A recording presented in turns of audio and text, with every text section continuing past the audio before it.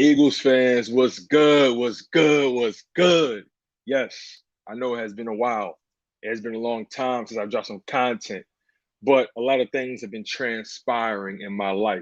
I recently just got married, just got back from my honeymoon the other day, yesterday, pretty much.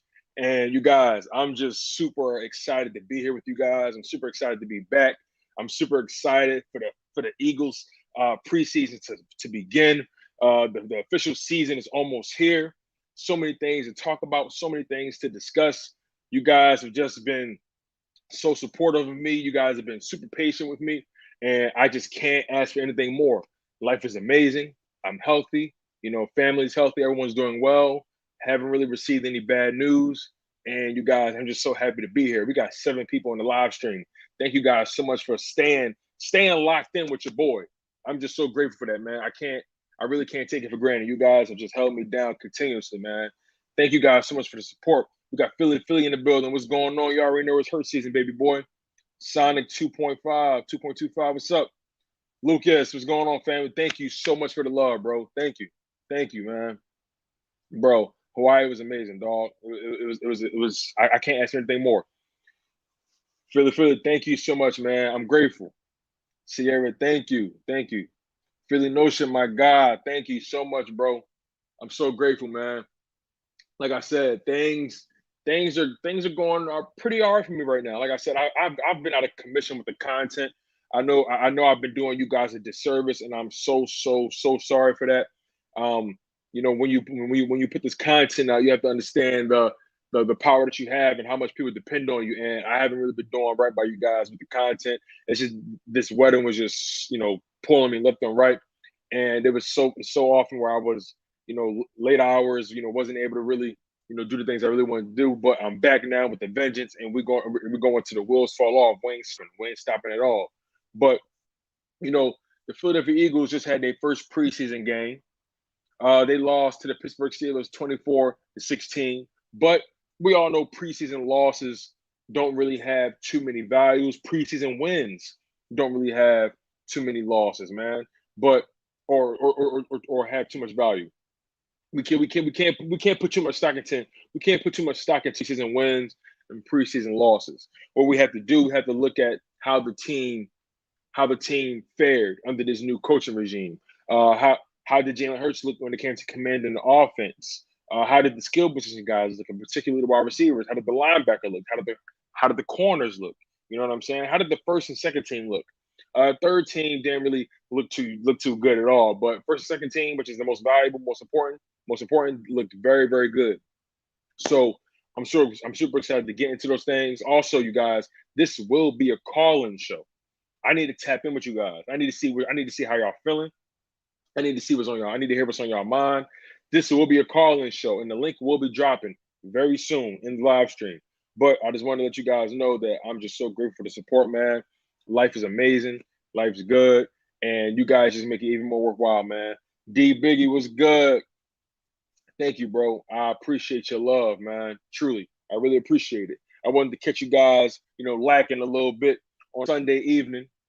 Big Play Slay, what's up? Make sure I hit that like button. I'd be so grateful for that. I'd be so grateful for that. But like I said, this is going to be a call-in show. We got so many things to talk about with this Eagles offseason, Eagles preseason, injuries, things of that nature. We're going to talk about the whole Doug Peterson going to the Colts practice. We're going to talk about Andre Dillard, dealing with an injury right now. We're going to talk about Quez Watkins, breaking out, having that big play. You know what I'm saying? We have some things to talk about. We have some things to talk about, you guys. But nonetheless, I can't ask for anything more, man. Can't ask for anything more. So, like I said, this will be a call-in show. I'm going to drop the link in the chat later on. But let's just talk about these Philadelphia Eagles, man. First and foremost, that preseason game. Now, when the preseason game was going on, I was still off the mainland, so to speak. I was still in Hawaii, so I was kind of trying to catch the game in between and walking around in Hawaii, but I was operating from a 6-hour time difference. You know what I'm saying? But regardless, I was still trying to keep up with the games. I saw highlights here and there. And like I said, the first team, the first and second team looked pretty good. They looked pretty good.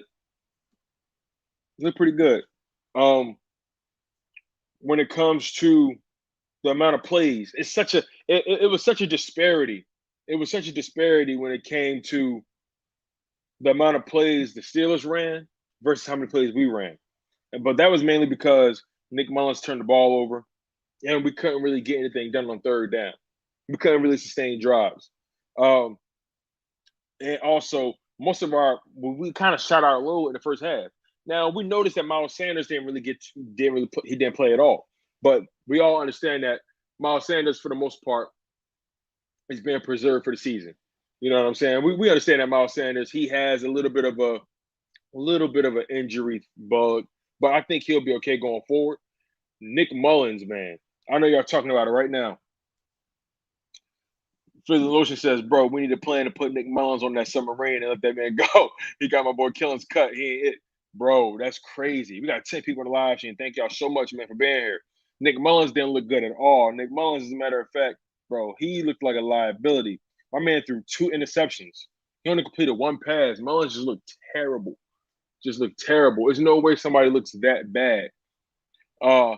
Lucas Hallman says, y'all, let's get Notion the 1K. So he's 3 away. Yeah, we getting Notion to 1K. Y'all, if y'all aren't subscribed to Philly Notion, make sure y'all go subscribe to my boy. Go subscribe to my boy Philly Notion. He need to get to that 1K mark.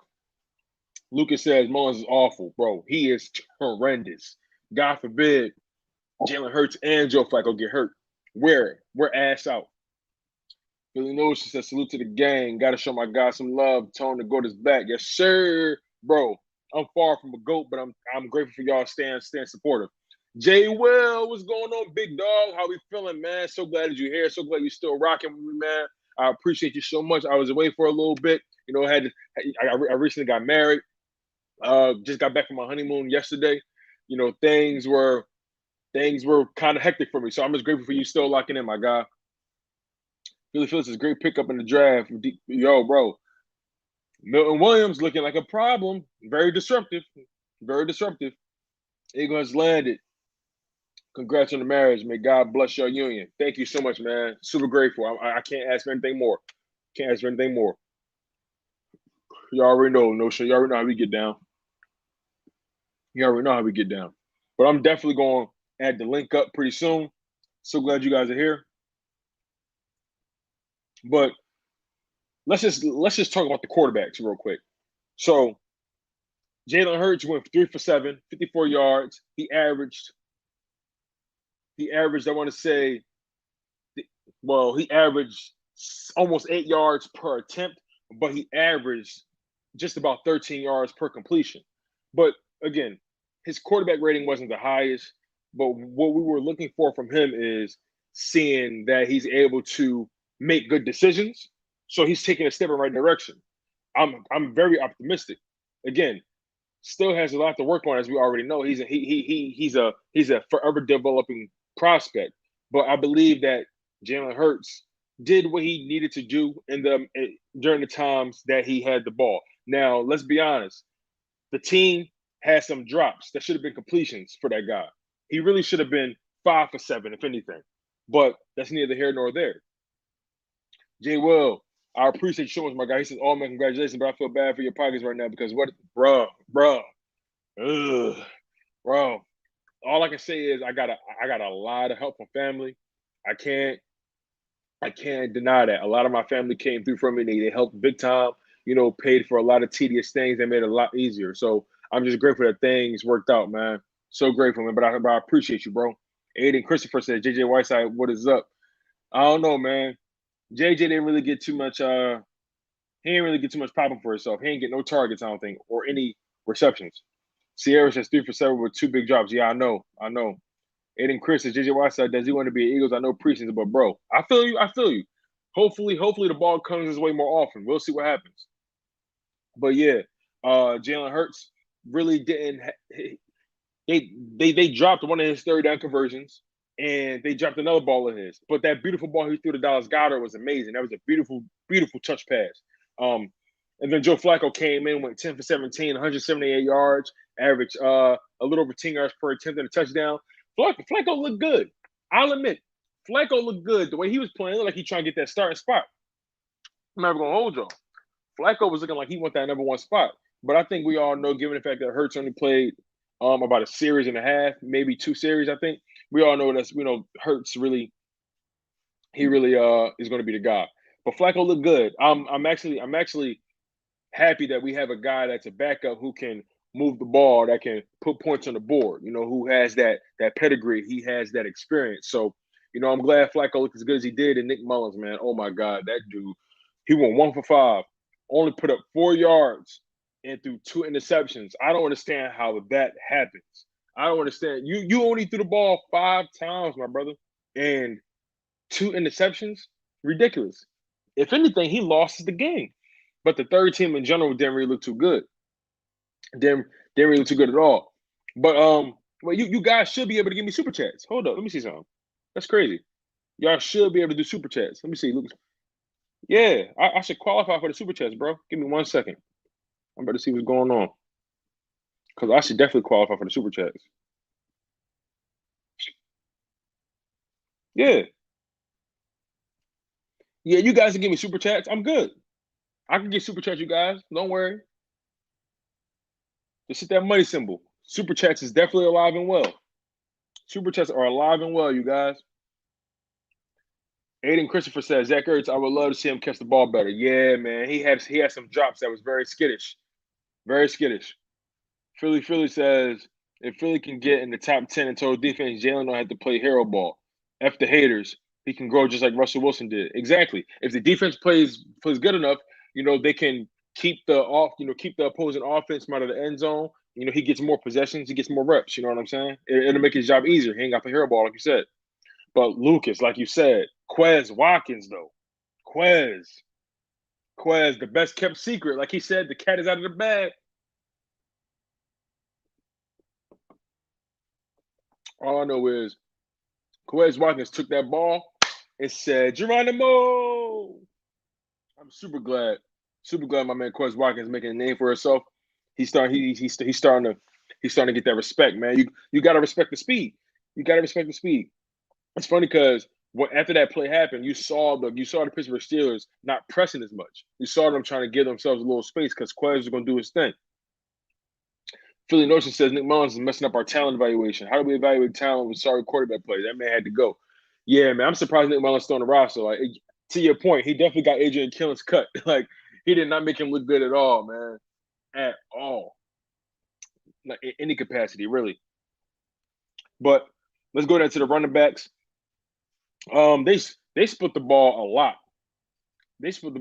Man. And I really didn't expect us to. I mean, I did. I didn't expect Huntley to get most of the touches, though. Huntley had 4 attempts, 15 yards, averaged almost 4 yards per rush. Kenny Gainwell had 2 attempts, 14 yards. His longest run of the day was 9, averaged 7 per attempt.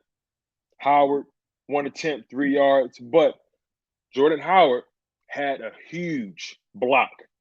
He had a huge block for Jalen Hurts that we got to give him credit for.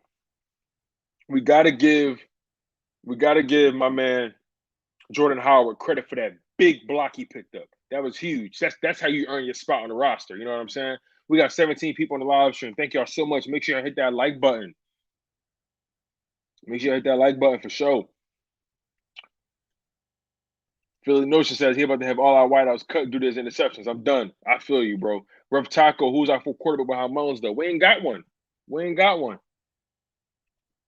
Jinx Wolf says, what's up, Tone? What's up, Jinx? How you feeling, my guy? Long time no see, man, but that's mainly my fault. It's all good. We back with a vengeance. We ain't giving up. Like I said, this show will be a call-in show. So I'm definitely looking forward to chopping it up with you guys. It's been some time since I did a call-in show. But regardless, we're going to get it in. Matt Weeks, what's going on, family? But yeah, Kerryon Johnson looked pretty decent. He had 2 attempts. Longest run of the day was 10 yards. But he averaged 6 yards per attempt. Boston Scott, 1 attempt, 4 yards. Hurts ran the ball, at one time. And after that hit, they took him out. Yeah, Miles Sanders didn't play. But the thing about Miles Sanders, though, I'm actually not surprised because they know he's the number one back. They know he's the better running back out of all of them, and they know that Miles Sanders. They don't want to get his body touched too soon. He'll be okay. But I heard Miles Sanders is having some catching issues in the training camp. He needs to tighten that up as well. Jink says, good. How about you? How was the trip, bro? My trip was amazing. I spent I loved Hawaii. Spent my time in Maui, Hawaii to be exact, and the people were amazing. The culture was amazing. I went to a luau, went on a submarine underwater tour. We were 140 feet under the ocean, under the surface. I went zip lining. I went parasailing. Oh my God, y'all! Parasailing is no joke. I was tripping up in the air. I didn't realize how high I was, like, because when you're that high, the depth perception is crazy. But nonetheless, I'm back here with you guys, man. So grateful for y'all still supporting me. So grateful. Like I said, man, we gonna get this thing popping. We back with a vengeance. Content is on the way. Content is gonna be coming out hot. So grateful for you guys. And we got 12 people in the live stream. We're going for as long as I could go. You know what I'm saying? I ain't got no timetable for how long this live stream is gonna be. We're gonna rock out until I can't rock out no more. We're gonna rock out until Wafi say it's time to go to bed. Like, you know what I'm saying? Max, what's going on? It has been a while, bro. Just got married, just got back from my honeymoon. Super grateful for you being here, my guy. Make sure you hit that like button. If you guys come in before you go, hit that like button. It helps the algorithms. It helps everyone find this channel. Helps everyone find the live stream so I could tap in with everybody. You feel me? Lucas says, I would never go in a submarine. Yo, that joint seems scary as, bro. It was trippy, for sure. It was trippy. It was definitely trippy. But, again, it's something that you got to do. You know what I'm saying? Like, me being me, I probably would have never did it on my own. But my lady, she took me out of my comfort zone. She had me all over the place. I did like a sunset dinner cruise. We was having dinner in the middle of the ocean. You know what I'm saying? Just drinks, food, good music, good stories and vibes. I met so many great people. It was just optimal. It was optimal vibes, y'all. It was everything was copacetic. I couldn't ask for anything more. I hated that I had to come home, but at the same time, the only reason I came home was because of y'all. I knew the content was gonna be here. I knew you guys were gonna be rocking out, man. There's no way I could live in that time zone and not get my Eagles when I need them. You feel me? Philly Notion, he said, bro, I know it's not a reason to panic, but are you concerned about our run defense? 152 total rush yards need to get cleaned up. Yeah, I feel you. I feel you. But, a lot of those yards came in the second half when the third team was really in. So let's not stress a little bit. Let's not stress too much. Man. Most of those yards came in the second half. So let's not jump out the window. We know the third team is not going to be the guys that's really on the field for long. Those guys not going to be on the field for long. It's about the first and second team. Now, granted, the third team, that's where your depth is. But at the same time, I don't think we should be too concerned. It's the preseason. The defense got some kinks to work out for sure. Jonathan Gannon didn't blitz at all. He didn't blitz not one bit. And he said he didn't blitz because he wanted to see just how good the one-on-one matchups would be. He wanted to see just how good guys can be. He wanted to see just how impactful, how disruptive guys can be on their own. So I wouldn't stress too much. Philly says, damn, bro, you did everything on your honeymoon. That can last a lifetime. Yeah, man. Yeah. Definitely last a lifetime, bro. I can't deny it, man. I'm over the moon. James Swift says, I'm worried about our run defense. I understand, bro, but I wouldn't be too concerned. It's a fair assessment. It's a fair concern, but I don't think, we need to jump off a window. It's the first preseason game. I think we'll tighten it up. We're historically a great run defending team. And pretty much all the same characters are on that D-line. So I think we'll be okay. Max says, Najee was pretty good. Can't lie. Yeah, he is. He is as advertised, for sure. He is as advertised. We can't deny that. We can't deny that at all. But granted, he only had 2 attempts, though. 10 yards, the longest 6 of the day. That guy, what's his name? Brooks James. He did most of the running. Him and Samuels for the Steelers. Cal Bundy.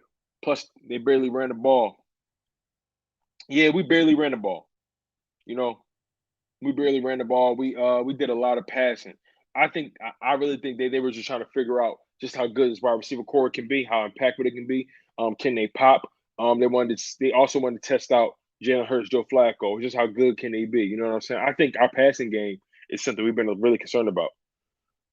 Oh, excuse me. Princess Gamer was good. Says what's going on. Philly Notion says we didn't scheme against the run, but 152 yards. I want some attention on the next game. Trust me, Notion. That's gonna tighten up. I believe that will tighten up. You know, I ain't got. There's no doubt in my mind that that's not gonna tighten up. Sierra says, "Yep, next week is our dress rehearsal. That's the preseason game. I'm tapped into the most. Yeah, that's gonna be interesting because we actually have practices with the Patriots this week, so we're gonna see how that go." Jinx Wolf, Nick Mullins is to go now. Yeah, man, that was not a good performance, man. That's how you get cut. That's how you get cut, man. Drew says, "What up, Philly Notion?" Uncle Drew is in the building. Oh, Philly Nation, my bad, man. Uncle Drew's in the building. Tone, what's up? Go Birds, you already know, big dog. How you feeling? Good to see you, man. Glad you're here. James Wolf, did you see Anthony Harris hit the mess out of Najee? Yo, Anthony Harris looked good. Anthony Harris looked really good. The linebackers was very active. I'll admit the linebackers got a lot of tackles, man. Sean Bradley had a lot of tackles. Sean Bradley had 7 tackles. Singleton had 7 tackles. You know what I'm saying?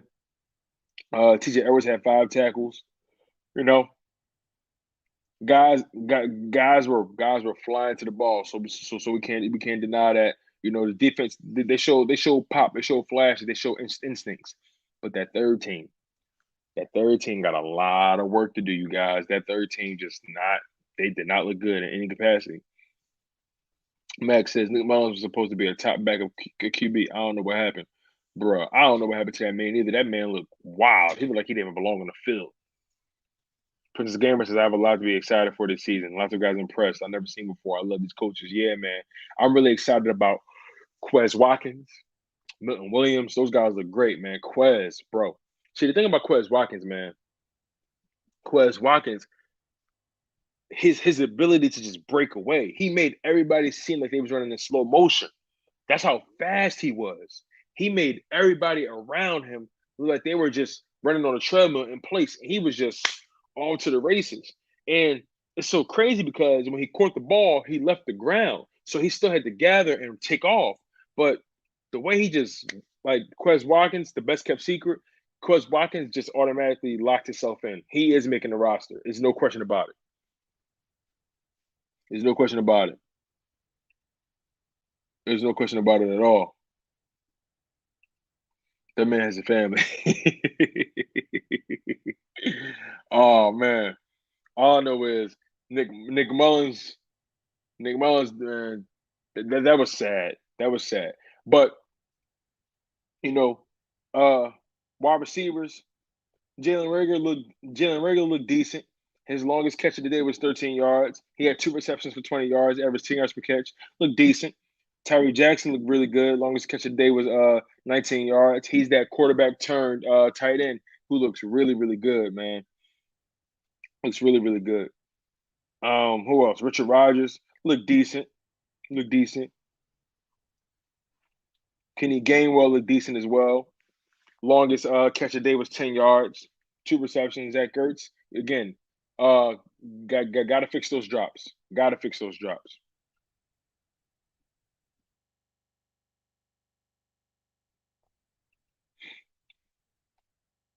Back to work already? Yeah, bro. My God, Riz, what's good, bro? I'll be back to work tomorrow, man. It's my brother, Riz. This is my man right here. This is my man. We go way back. This family right here. You already know how you go, bro. You already know how we get down. Dom Toretto. Jinx Wolf says, am I the only one that can't wait to see Devontae Smith in action? Bro, I can't wait. Devontae Smith gonna be crazy. But you know, he's there today. I don't know if they're going to throw him in on the next preseason game. I think they're going to give him one more week to rest that knee, and then he's going to probably play the last preseason game. But I need to see more reps out of Jalen Hurts. I need to see him play some more series. I really need to see more out of him. Again, he showed flashes. He showed promise in his decision making and his touch. If he would have hit Quez Watkins on that deep ball, he was one stride off. But granted, Quez Watkins said the cornerback held him at the last minute. And that I'm telling you, Quez Watkins knows how to get open. A lot of those guys was getting open for real. And that's the good thing. Jalen Reagor had a very good route that he ran that got him open for those, 13 yards, I believe it was. Jalen Reagor, that 13-yard catch, he ran a beautiful route. Beautiful. Sierra, how many wide receivers do we keep? 6? Sheesh. I would say we keep 6. I would say that. Meg says, wonder if Sanders will play. I don't think Sanders is going to play too much. I'll be honest with you. He may get a series, if that. I just don't think they're going to really throw him in like that. I just don't think so. And Christopher says we should let Greg Ward throw. That'd be creative. We got 17 people in the live stream. Thank you all so much. Make sure to hit that like button. But yeah, if we let Greg Ward throw the ball in certain situations, that'd be beautiful. But I don't think Nick Sirianni is going to reveal the entire repertoire right now. I was watching some press conferences, and he one of the reasons he kept Miles Sanders was because he didn't want to give up too much. You know what I'm saying? So I think he has a lot of different run packages. That's probably why he didn't run the ball that much. He didn't want to give too much away. But there's a lot to be excited for. I know we lost the game, but again, preseason wins and preseason losses don't mean anything. Remember that year the Detroit Lions were undefeated in the preseason. Then they went almost 16 all of a sudden. So it means nothing. It's all about us. It's all about us just showing continuity, showing promise, showing that we're showing that the team is responding to the coaching staff. And I think it's important that we clean up the third downs. The third downs have to be cleaned up without a question. We need to convert those. I need to see all our main wide receivers on the field. Those 4-man wide receiver spreads are going to be sick. Smith, Reagor, Fogle, Watkins. Jesus, yeah, that sounds pretty intense. I like the way that looks. I ain't gonna hold you. Aiden Chris says it's preseason. Let Greg Ward throw. If it sucks, it won't matter. That's true. That's true. I understand your logic, just to see how it looks, but they probably don't want to get it away. Radiant, hopefully we cut J-Jaw. Yeah, J-Jaw's took a white side, man. It's times I'm going to give him the benefit of the doubt, but at the same time, it's like, I don't know. Lenny D, yo, what's up, my guy? How you feeling, man? Long time no see. Hope everything is well with you. Aiden Chris said he sucks. I wish you drafted DK Metcalf. I feel you. In all fairness, a lot of teams passed on DK Metcalf. A lot of teams, so we weren't the only ones. Princess Gamer. You can have Tyree Jackson throw too. He is a QB turned tight end. Yeah, we got some utility guys. We got some guys who are some Swiss Army knives for sure. Max says JJ is so damn astronomically bad. It's unfathomable how much. Yo, that's crazy. Oh my goodness, that's crazy.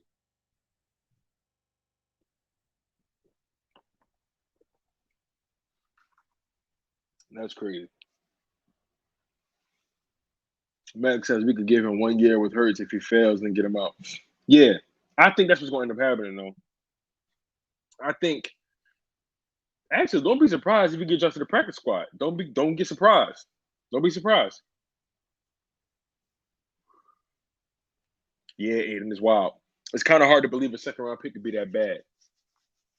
I was watching his press conference, and he said his first few years in the league, he didn't really stick to what made him great. He kind of tried too hard to be something he wasn't.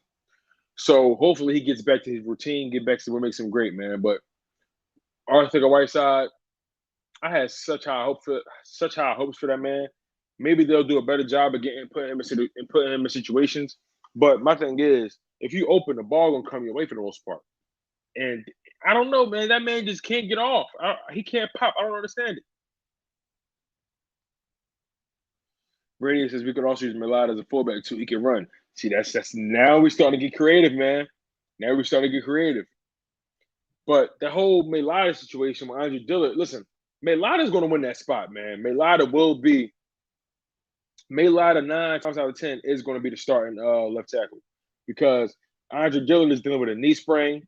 He's week to week, and I just don't think he'll be able to recover in time before Mailata can really take off. You know what I'm saying? Parlay, he said, "What's up, Tone? Who would you have returning kicks and punts?" Well, I saw them that they had Rager out there, but I would love to see. Well, they cut him, but I would have loved to see Adrian Killens back there, but they just cut him. Man, I'll be honest with you. It'd be interesting to have Quez back there because of that speed. It'd be interesting. Maybe Kenny Gainwell. That'll be interesting as well. Maybe Huntley. Richie Mack, what's going on? He says, where that had proud tone. You know how I get down, bro. You already know. When D says, I feel like we should try JJ tight end. Yeah, but it's kind of too late for that transition right now. That's something we should have worked on in OTAs, maybe, in training camp. I think I don't know. I think the window's closed for JJ. I think the window's closed.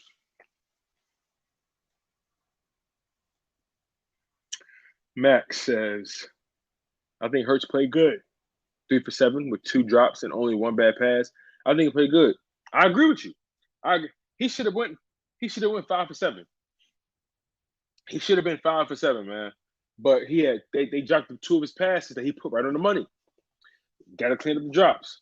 Now, one thing I can say, all his completions came with the tight ends. Most of his completions came with the tight ends, so he's getting comfortable with his tight ends. You know, the tight ends are the safety blanket. See, the thing about him is he made good decisions. That's what I cared about the most, seeing him make good decisions. Other than that, you know, he's trending in the right direction. Ivan Mims. Yo, Tone, what's up, bro? You already know, man. What's good, man? How you feeling, Ivan? Good to see you, man. Good to see you. And they did. I need to see more Hurts and Preseason to get a real evaluation of him. Yeah, I think the next game he's gonna have more snaps. I think they just wanted to and also let's not forget we couldn't really sustain drives. That's a big problem. We couldn't sustain drives. But they dropped his passes. They dropped Jalen Hurts' passes. If they catch Jalen Hurts' passes, if he gets that first down with his legs, the drive continues. So I think it was a matter of circumstance. We didn't see as much of them as we probably could have. But I feel like they should have played them at least the whole first quarter at the very least. Or just the entire first half, like y'all said. Like you said, Hurts probably gonna play the whole half the last preseason game. I wouldn't be surprised. Did you notice the intensity Flacco played with? Oh yeah, Flacco was playing like he wanted that starting spot. Flacco was playing like he wanted that spot. But I think in order for him to get that spot, Jalen Hurts has to be astronomically bad. He has to be terrible. Terrible. Max says Hurts didn't have one bad play. Carson would have had 2 sacks, pulled the muscle, and me walking in the locker room. Oh my God, yo! Speaking of Carson Wentz, man, that dude, you can make an argument we dodged the bullet. You can make a legit argument we dodged the bullet with that guy, man. He's already out for half of the season. He's already out for like 3 months or something like that. Like what? Like I don't understand it, man. That man is made out of peanut brittle. I don't understand it at all. But you know, we got to right now. Jalen Hurts is our guy. It's her season. Let's stay focused on that guy, man. All I know is Jalen Hurts is trending in the right direction with his decision making. Nick Sirianni had this team prepared. That's a good thing. That's a good sign. Nick Sirianni had that first and second team, that first half. They looked very promising. They looked like a well-oiled machine. I think we got to give Nick Sirianni a lot of credit for having that team respond to him the way they have already. Now, granted, it's only a preseason game. The games will get more difficult. You know, we're going to start running up against a lot more of these teams' first string players, second string players.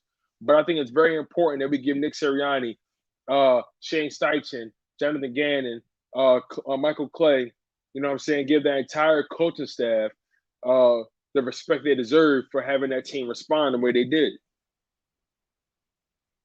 Princess Gamer says, at least we got something out of Wentz. I wish it was a first, though, but I don't see that happening now. Yeah, a lot of people are like, oh, my God, we're not going to get the first round pick. Oh, my God. But in my mind, I'm like, okay, maybe not. but we still got 2 first-rounders. So everybody, just relax. We're going to be okay. We still have valuable assets. It's nothing for us to really stress about. If he ends up playing 70% of the snaps, whoop-de-doo. It's of course it's going to be a plus for us to get that additional first-round pick. But listen, man, what he eat don't make us. You know what I mean? We can't rely on someone else to put us in a better position. We got to put ourselves in a better position. It's just that simple. We got 17 people on the live stream. If you guys are just popping in, make sure you hit that like button. Also, super chats are available if you guys want to support me and the channel. Also, the links are available down below in the description if you want to support me and the channel. I'd be so grateful for that, you guys. You already know how I get busy. Ivan Miller says everyone is talking about Flacco TD, but that play would have worked with Jalen Hurts also. Remember last year, wide receiver screen. That's true. That's true. All he had to do was put the ball on the money. It was really that simple. Ruben Miller. My bad, bro. I just butchered your name. McCarty Rude, Big Rude. Bro, I appreciate your love so much, man. Thank you for locking in, my guy. I appreciate you. I didn't mean to butcher your last name like that, man. My apologies. Richie Mack says next game, Rich the Pat had J.J. be the starting wide receiver and make him the focal point. Get as much film and trade him quick. Interesting. I like that. Max says off topic, but how do you feel about Ertz's new hair? I ain't gonna lie, man. I could care less about his new hair. When I first saw it, though, I was like, I'm not one for guys being a distraction, but that was very distracting. I don't know if he was trying to make a statement or he was just trying to look at it like new season, new me. I don't know if he was trying to make himself look younger so he can get more money in certain situations. I don't know. But look, I don't really care about that man's hair. All I care about is what happens between those lines. Happens on the turf. That's all I care about. But with a real Slim Shady, please stand up. Boys for Life says, I have a serious question. Do you actually think Jalen Hurts is the guy at the saying his play against the Steelers? Well, let's be honest. He only played a couple series, I believe, and he only threw the ball 7 times, completed 3 of them, and then 2 of his incompletions were drops. So he really, in actuality, should be 5 of 7 with significantly more yards, if we're being very technical. Now, am I optimistic about Jalen Hurts? Very much, because he showed poise. He didn't seem too flustered in the pocket. He made decisions, good decisions when things broke down. He didn't take negative plays. That's the thing. We gotta look at it beyond just the numbers. Did he take any negative plays? No, he did not. Not at all. Again, 2 of his passes that he threw were drops on the receivers, on the tight ends. So we can't put that on him. He put the ball right in the money. He showed promise on the intermediate ball, getting that ball to Dallas Goedert. He does have to. He did miss on Quez Watkins on the deep ball. I will give you that. He did miss on him on the deep ball, but Quez Watkins even admitted that the cornerback held him at the last second, which is why he missed that stride. That ball was only 1 stride away from Quez Watkins. If Quez Watkins catches that ball, he is off to the races, and that's like a 92-yard touchdown, 98-yard touchdown. So I believe. But let me put it like this. I am very optimistic about Jalen Hurts after what I've seen. He went 3 for 7. 2 of the passes got dropped. So he should be 5 for 7 in actuality. He had 1 bad ball, and then the other one he overthrew Quez Watkins by a hair. So I think there's promise. His decision-making showed me that he's starting to calm down as a quarterback and starting to show poise. Princess Gamer says exactly OMG, yes. Yep. Yes, sir. Eagles Uncensored, what's going on, man? Yo, Tone, what's good? My guy, welcome back. Thank you so much, Eagles Uncensored. Man, you got to put in some work, my man. Thank you so much for locking in. I appreciate your help, my man. I appreciate your love, too. Max says, Tone, what's your opinion on the best running back in the league, Henry or Christian McCaffrey? For sure, but which one? That's a good question, man. You got to give it to Derrick. You got to give it to Derrick Henry for real. Derrick Henry just now. Christian McCaffrey, he's multifaceted. He's multidimensional. But Derrick Henry, he's been the rushing leader for the past 2 seasons. Like, how can you argue with it? Boys for life. So the passes he did complete, you're going to give him praise for hitting a 5-yard pass, 11-yard pass, and the 20-yard pass. Okay, boys for life. You asked me a straightforward question. I gave you a straightforward answer. I don't know what you want from me. You asked me a straightforward question. I gave you a straightforward answer.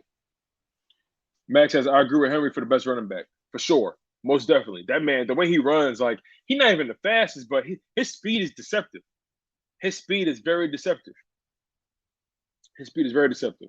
But that dude is like a tank, impossible to bring down. But yeah, when it comes to Jalen Hurts, like I said, man, he only threw the ball 7 times. He threw the ball 7 times, completed 3 of the passes. People keep wanting this man to make these miraculous passes in the preseason game. He's given what he took what the defense gave him. What more do you want from him? What more do you want from the man? He took what the defense gave him. He made good decisions. He didn't take any negative plays. He didn't turn the ball over. What more do you want? What more do you want in a preseason game at that he didn't even complete? He didn't even play the whole game. So what more do you want from a guy who's taking limited snaps? What more do you want? You want him to throw 50-yard bombs every single time? Explain it to me. Help me understand so I can understand so I can so your setup can register. You know what I'm saying? He threw the ball 7 times. He completed 3 of them. 2 of the passes were less than 10 yards, I believe. And one was a 5-yard pass that he made a good decision, got the ball out of there quick, got out of the pocket because the pocket broke down. Another one he threw for 11 yards, got the first down. And then the other one he threw, I think it was to be quite exact, it was a 34-yard pass. He threw a 34-yard pass to Dallas Goedert. Dallas Goedert, he got the rack. He got an additional 10, 15 yards just off rack. But that's a Jalen Hurts pass. Jalen Hurts had to throw that ball. The D lineman was in his face. He got the ball out. He didn't panic. He didn't hesitate. So I don't understand what people want from him when he threw the ball 7 times, completed 3 of them. 2 out of the 7 passes were drops on his receivers that he put on the money. So in actuality, he should be 5 of 7 in actuality, which is a good outing for someone who had limited snaps. Now, if you want to give more credit to Joe Flacco, who was given more reps, more series, and the team threw the ball significantly more, he did what he needed to do. He went 10 for 17. That's not the greatest. That's not the greatest at all. Granted, it's above 50%, and Jalen Hurts was a little under 50%. But again, 3 for 7 on limited snaps. What more can you ask for? He was calm, collected, and he showed poise. He didn't panic. He didn't turn the ball over, unlike Nick Mullins. So come on now, let's keep it real. And he was going up against first and second teams. Let's keep it real, y'all. Let's not be facetious about it. It's a preseason game. Now, if we are in a regular season game and this man went 3 for 7 and he got pulled or something, then maybe I could understand your sentiment. But stop trying to make this man be something that you want him to be in a preseason game that he didn't even complete. Keep it real with yourself. If you're a Carson Wentz fan, that's cool. You know what I'm saying? If you're not a Jalen Hurts fan, that's cool. If you're a Joe Flacco fan, that's cool. But keep it real with yourself more than anything. Keep it real with yourself. He threw the ball 7 times. He ran for about 4 or 5 yards. You know what I'm saying? 4 yards to be exact. So what more do you want from the man on limited snaps? No one's praising him. I'm just going off what I saw. Exactly. We want him to be Patrick Mahomes. It's not real life. He just got here. Richard Mack says Hurts can only throw the ball. He cannot make Hurts focus enough to catch the ball on the 3rd down pass. Exactly. Eagles Uncensored says, well, if you're asking how can we praise Hurts for what little he did, how can you criticize him for how little he did? Exactly. That's my whole thing. Eagles Uncensored. Spot on. You asking me, you asked me a straightforward question. You asked me a straightforward question. Do I actually think Jalen Hurts is the guy after seeing him play against the Steelers? First of all, if you think anybody is the guy after playing a preseason game, you bugging. Let's keep that real too. If you think anybody is the guy after a preseason game, you're bugging. I don't trust nobody in preseason. Dwayne Haskins looked pretty good in a preseason game. But listen, when the lights get bigger, when the real season starts, will he be the guy? Who knows? Dwayne Haskins has not shown me anything in his career that shows that he can be the guy yet. Do you think Dwayne Haskins is the guy after this preseason game? Hell no. Hell no. Princess Gamer. It's also the first preseason game, too. I never take the first game badly. Of course, there was mistakes, but it's all workable. Exactly. And if anything, Jalen Hurts didn't make any mistakes. If he made any mistake, really, he slightly overthrew Quez Watkins, and Quez Watkins got wide open. You're going to get those plays back. Don't trip. We're gonna get those plays back. It's the first preseason game, the first live football action he's seen since last year. Let's relax. Let's relax. Richie Mack says Hurts is better than Matt Ryan now that all I am focused on September 12th at 8 1 p.m. Bro, I can't wait for that. I can't wait for that. I personally, Matt Ryan is on a decline.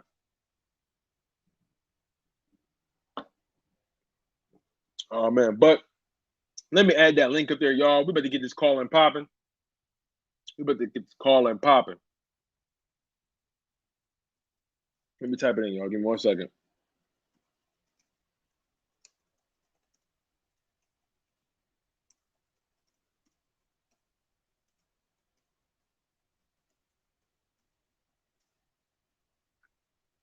We're to get this call and popping, y'all.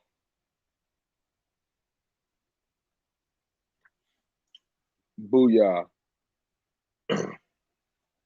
Philly Notion says Boys for Life just mad because his QB is still on the sidelines eating peanuts. Jalen is getting better as he's supposed to. That's funny. That's funny.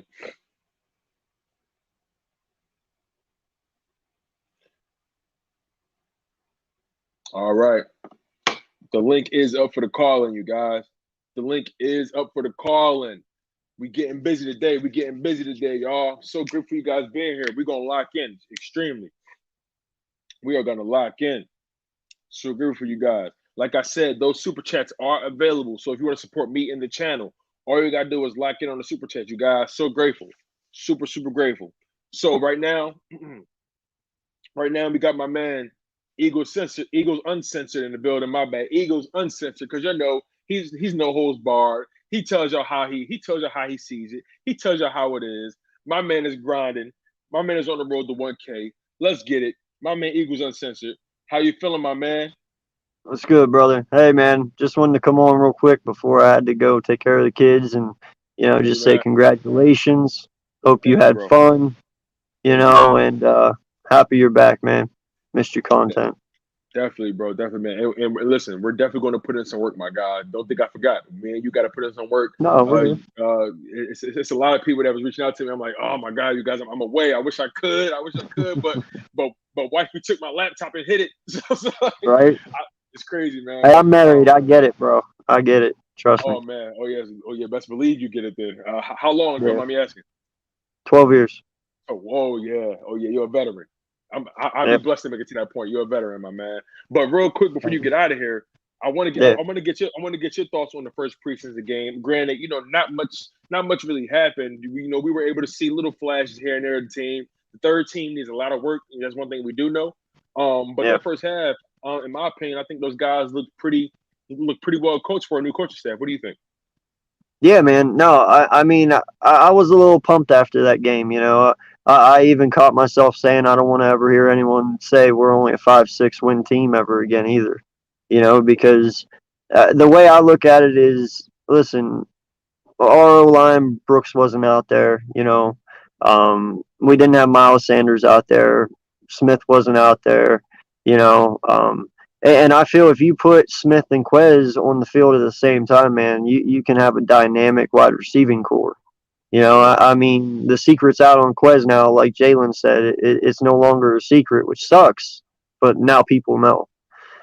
So we've now come to realize, and all this kid can do is hopefully just keep growing. Because if he does keep growing and keep progressing, and sky's the limit for him. I actually see a lot of Antonio Brown in his game. Ooh, interesting. So, yeah, I really like his ability to make moves after the catch. And he's got amazing speed. So, him and Devontae, man, they'd be amazing together, 1 and 2. For sure. Yeah, I can see that. I can see that for sure. Especially the Antonio Brown comparison. As we all know, Antonio Brown wasn't a high draft pick at all. I think he was drafted like the 5th or 6th round, like Quez. So, you might be onto something, my man. You just might be onto something. Anything else you probably thought you saw? Because those linebackers were flying to the ball, man. Those linebackers were very active. Yeah, no, man. The defense definitely, I said it on my live while I was watching the game. They reminded me of the early 2000 Eagles, when they caught the ball 2 steps later, they were getting hit. Everyone was flying to it. You know, Granted, we were running a vanilla scheme on offense and defense. There wasn't really any blitzes, but we got pressure, which was good, you know, and I like seeing that considering no blitzes at all. We seem to be able to make our presence known. The corners always seem to be right on top of them. So defensively, man, I really like the direction we're going, and it's only going to get better the more and more that they practice and get continuity. Yeah. Did you have a problem with the fact that we didn't run the ball that much? I mean, granted, we had a lot of different running backs on the field at a time, but I kind of wish we would have ran the ball a little more, just my personal opinion. But what do you think about that? Hopefully, they do a lot more running this week. Because they did a lot of passing last week. But if they do a lot of passing, it's my strong belief the only reason they're doing it is because of the competition at the wide receiver spot, and they really are trying to narrow in on what they got, Mm. and who belongs and who doesn't. But I mean, I would like to think that our halfback group is you can visually look at them and kind of know who's going to start. Like Miles is number one. It probably will end up being Scott number two, you know, and then either Howard or Johnson three and Gainwell four, Okay. But it's a lot easier to put that group in order than it is our wide receiver room. We got a lot of guys at that position we invested in, so they're going to take their time looking at them. Yeah, I feel you. Especially especially when you think about guys like who has been some of the more reliable guys like Greg Ward. You know what I'm saying? Greg Ward has been Mr. Reliable. That's just who he's been these past couple of years, and we can't take that away from him. But as the NFL is, it's like, what have you done for me lately, right? And Yep. when you got it, and unfortunately, Greg Ward isn't the most dynamic. His hands are short, but he's not the most dynamic after the catch. He's not the most pristine route runner, but he does know how to get to his spots. He understands leverage. You know what I'm saying? But when you think about the fact that we brought in Devontae Smith, we drafted Jalen Reagor last year with the first round pick, who we have to see how he pans out as well. So that's 2 spots automatically locked up going. Then you think about what Quez Watkins just did. So his spot is guaranteed now, in my opinion. So that's 3 spots already taken up. Then you think about Travis Fulgham, who still has some things to prove as well. I don't think they're going to let him go just because of his size and what he did last year. And he just gives them a different flavor at the wide receiver spot when you think about Devontae Smith and Reagor. So that's 3 spots. And then after that, you got to think about that's 4 spots. So you got to think about now, okay, will we keep John Hightower, the Greg Ward, or Whiteside? It would be Ward at that point, I believe. Yeah, I think if anything, Ward would be kept. Hightower might go to the practice squad, and J-Jaw may get cut. You never know. It's a strong possibility because I don't think he had any targets against the Steelers.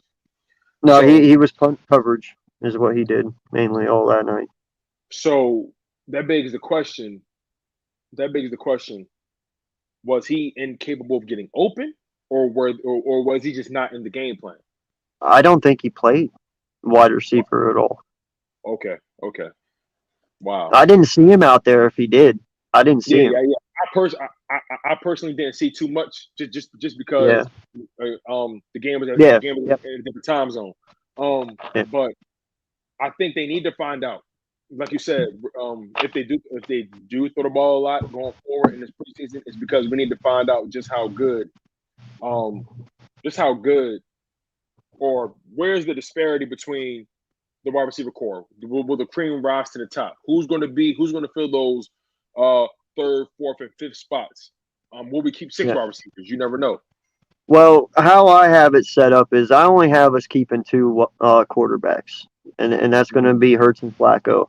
Then I have 4 halfbacks. I got 5 wide receivers, but I have 4 tight ends because in my mind, Tyree Jackson is not going anywhere. Like you can't let this kid walk. You can't let him go. I would even say he could even possibly be a better option at 3 over Rodgers to a point. You know, he does Ooh. have a lot more time to learn. This is his first year transferring to tight end, and you already see what he's doing. I cannot wait to see him next year and the year after. You know, once he gets more Right. under him and he learns more. But being a quarterback, like they said, you know, you understand coverage, you understand routes because you are a quarterback. You need to know that, which kind of makes it easier for him because he knows where to be. You know, and because he's a huge target. He's 6'7", 250, runs like a 4.4. You know, he's amazing Freak. length. So it's a huge option to have. And, you know, we all see how Howie Roseman likes to keep his projects, you know, like JJ around and Dillard, and you know they've survived even when we thought they wouldn't. Well, Tyree is one of those people. This is Howie's guy he brought in. You know, he wants him to be the next Logan Thomas. So I don't see this guy going anywhere because Howie wants him. So I say we keep 4 tight ends. Okay. Okay. Now, since we're on the tight ends, what do you think is going to be the ultimate decision when it comes to Zach Ertz? Because yes, he's on the roster right now. Most likely he will be here come week one. Now, do you think there's a chance that they may off him before the trade deadline in case a team ends up needing a tight end, or do you think they're just going to hold on to him and most likely just let him play out his contract? You know, it is quite possible that he could get moved. That depends on injury, honestly. But in my honest opinion, though, I think he stays. And you know, I was there that Sunday for that practice, that live practice. Oh wow, how I was was that? there whenever. Oh, it was awesome. I loved it. You know, and I was there when Zach Ertz ran out, and I heard how everyone reacted when he did. You know, it was louder than any of them. You know, I mean, the place Yeah. erupted. It was crazy. It sounded like it was filled, even though it wasn't. You know, like everybody just blew up. That reaction right there, that is you know, that means something to me. And you've heard even Hurts say he trusts him. It's his security blanket. You know, do you really want to take? So, you know, when your quarterback says that, do you really want to take that from him? I see You what you're know, saying. I agree. so I agree. I just don't see him going. You know, he means a lot to the city. Yeah, even though he has hardships with Howie Roseman, dude, he loves this city. This is his city. You know, he reps it all the time. He loves us, and he knows that, and we know that. But his personal issues are what is holding him back. But I think if they can just clean that up, man, there's no reason that he can't be another Selleck and I eventually agree. slam into that tight end 2 role and mentor all these guys. You know, he can help Jackson. He can help Rodgers. He can help, you know, Goddard still even after he takes over. So Yeah. it just all it's his mental state. You know, that's the only thing he needs to do is just figure it out up here what he wants to do. Yeah, I feel you. I can get behind that because I'm a Zach Ertz fan. I don't want to ever get that misconstrued. I love Zach Ertz. I love everything he brought to the city. Zach Ertz became a man here. You know what I'm saying? Like he got married. While he was in this city. You know what I'm saying? So it's him and his wife Julie Ertz have done great things for the city, right? So Yeah, so it's like and game leading, game winning, however you want to describe it. He caught the touchdown that gave us the lead that pushes over the hump for the Super Bowl. Defense, put the nail in the coffin. But we can't deny what that man has done for the city. He's a bona fide Eagle Hall of Famer. It remains to be seen if he's considered a Hall of Famer for Canton, Ohio. It all remains to be seen. But when it comes to this city, this dude has not let us down, really. He has not let us down, really. He's been the most consistent, the most reliable person on the offense in the past several years. And yeah, and and that deserves respect. That deserves notoriety. If anything, his worst season was last year, but he got injured. What can you expect out of a guy who was up and down due to injury, and the team already didn't have any continuity, didn't really have any sort of identity. So what can you really ask from a tight end, really? who only can do what was given to him at the end of the day. You know what I'm saying? That's the only thing. But yeah, man, like Eagles Uncensored, my guy, like I'm so grateful for you locking in with me, my man. I'm so grateful for you coming on, still holding me down, you guys. Everybody just involved, man. Just super grateful to the community that we're building. Make sure you guys go subscribe to my man Eagles Uncensored, man. The Eagles Uncensored podcast. The content is in full effect. My man gives his all to this. He gives his heart. My man's a family man, married, holding it down, still maintaining. And I think that deserves respect. That deserves the utmost understanding and appreciation. The same commitment he gives to his family is the same commitment he gives to us in the Eagle stratosphere, you guys. So, my man, I appreciate you for coming on. I'm about to get Mitch Kofsky in here right after you. Super grateful to you, my guy, for locking in, being the first one in here, man. Super humble, and we're definitely going to put in some work soon, man. I'll be in contact with you, or whatever happens first. You already know how it goes. The pathway, the line of communication is always open. Yes, sir. You know it. Yes, sir. Appreciate you being here, my man. Here. Thank you, and welcome back, man. You already know, bro. Let's get it. All right. There we go. That was a nice one to start off, you guys. Look, the Philadelphia Eagles, we got some things answered for us in that first preseason game. We saw that Milton Williams can be very disruptive. So I think he was a steal. You know what I'm saying? We saw the linebackers flying to the ball being ultra aggressive. We saw Jalen Hurts making good decisions, no negative plays.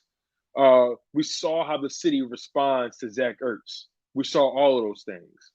We understand that this team has a long way to go, but we also understand and saw with our own eyes that the team is responding to the new staff. That's one thing that can't be denied. You really didn't see any mishaps. You really didn't see any miscommunication. You saw guys doing their jobs. But that third team, got some things to clean up. But without further ado, I'm going to get my man Mitch Kofsky in here next. Let's get it. Mitchie, what's going on, my guy? How you feeling, man? I'm good, man. Hang in there. Congrats again. Congrats to you, my guy. Thank you, my guy. Thank you so much, my guy. Like, I'm so grateful for you being here. So grateful for the support that you guys are still giving me. What more can I ask for, my man? So just tell me your thoughts so far, based off the first preseason game. So far, the things that have been going on in the offseason, some of the injuries we've been seeing. Just what are your overall thoughts right now? Tell me what's on your mind. What's on my mind right now first is Nick Mullins' booty cheeks. Like, he is trash, dude. He's so bad. You want to do the funniest part? I keep on telling people that Joe Flacco's the number 2 in the beginning of all this, and people are like, Mitch, no, Nick Mullins is 1. Nick Mullins is going to be 2. And I'm like, dude, just wait. And look what happened. He's not going to be out Flacco, no way. Everybody got so hyped about how the good Nick Mullins looked in training camp, but he is who he is. Yep, exactly. And I just got to say, Jalen Hurts played well. Like what you said before you invited me on here, which is IQ. He threw that football away. That was a smart move there. That was a very smart move of him. And Quez Watkins, dude. Quez Watkins, he's going to be the number 2 to Devontae, and that's going to be great to see. I mean, Jalen Reagor, he kind of had a bad game, wouldn't you say? I wouldn't say Reagor had a bad game. I would say this. He had 2 receptions for 20 yards, averaged 10 yards per catch. His longest catch today was 13 yards. He had 1 catch that he ran a route beautifully, got open, brought it in, and got the job done. I think he did what he could with what was given to him. Now I didn't like that. I didn't like the whole punt situation where he pinned Jalen Hurts at the 1. I didn't like that. But other than that, I think Reagor did what was. I think he did what he could with what was given. I'll leave it at that. Yeah.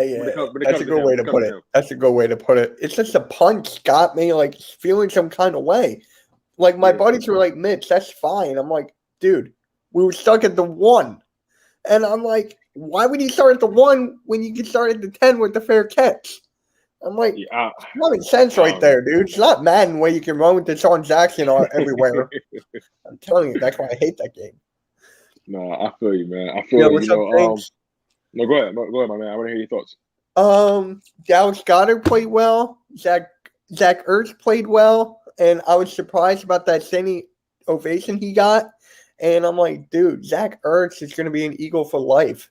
Even though I needs to be. wanted him traded in the beginning. I did. Because of the contracts. Because of contracts and salary cap. I did. I'll admit that. And now we can we reconstructed Barnett, Lane Johnson. So that shows me, okay, Zach Ertz is staying here for the long haul. Zach Ertz is going to stay here. He'll be the number 2 tight end, I think, to Goddard 1. And we'll see how that goes.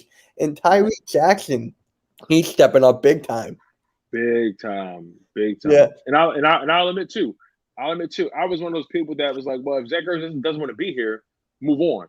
Especially given the fact that, you know, the money we can potentially owe him, and knowing that we got to pay Dallas Goedert. I was thinking about all those variables. So it wasn't like you. It wasn't really an emotional thing. It was more so just a logistical thing. Like, okay, well, we know we got to pay Dallas Goedert. Check.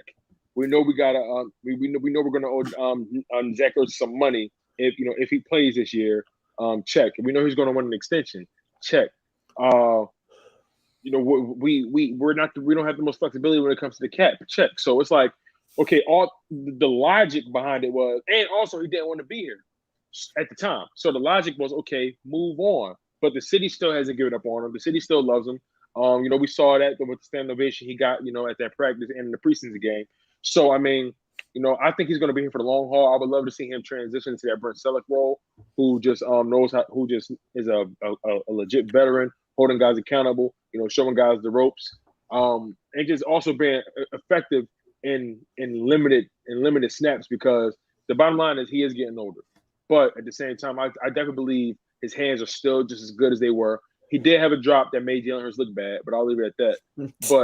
But other than that, I think Zach Ertz will be here for the long haul. It just remains to be seen, and if he can curb his expectations when it comes to the money thing. Right. And I just got to say the defense in the first half looked good. The defense in the first half looked very good. The linebackers were attacking everywhere. So the secondary were doing their job. The defensive line was doing their job. Everything looked great. It was just the second half with the third string and fourth string. I'm like, what the hell?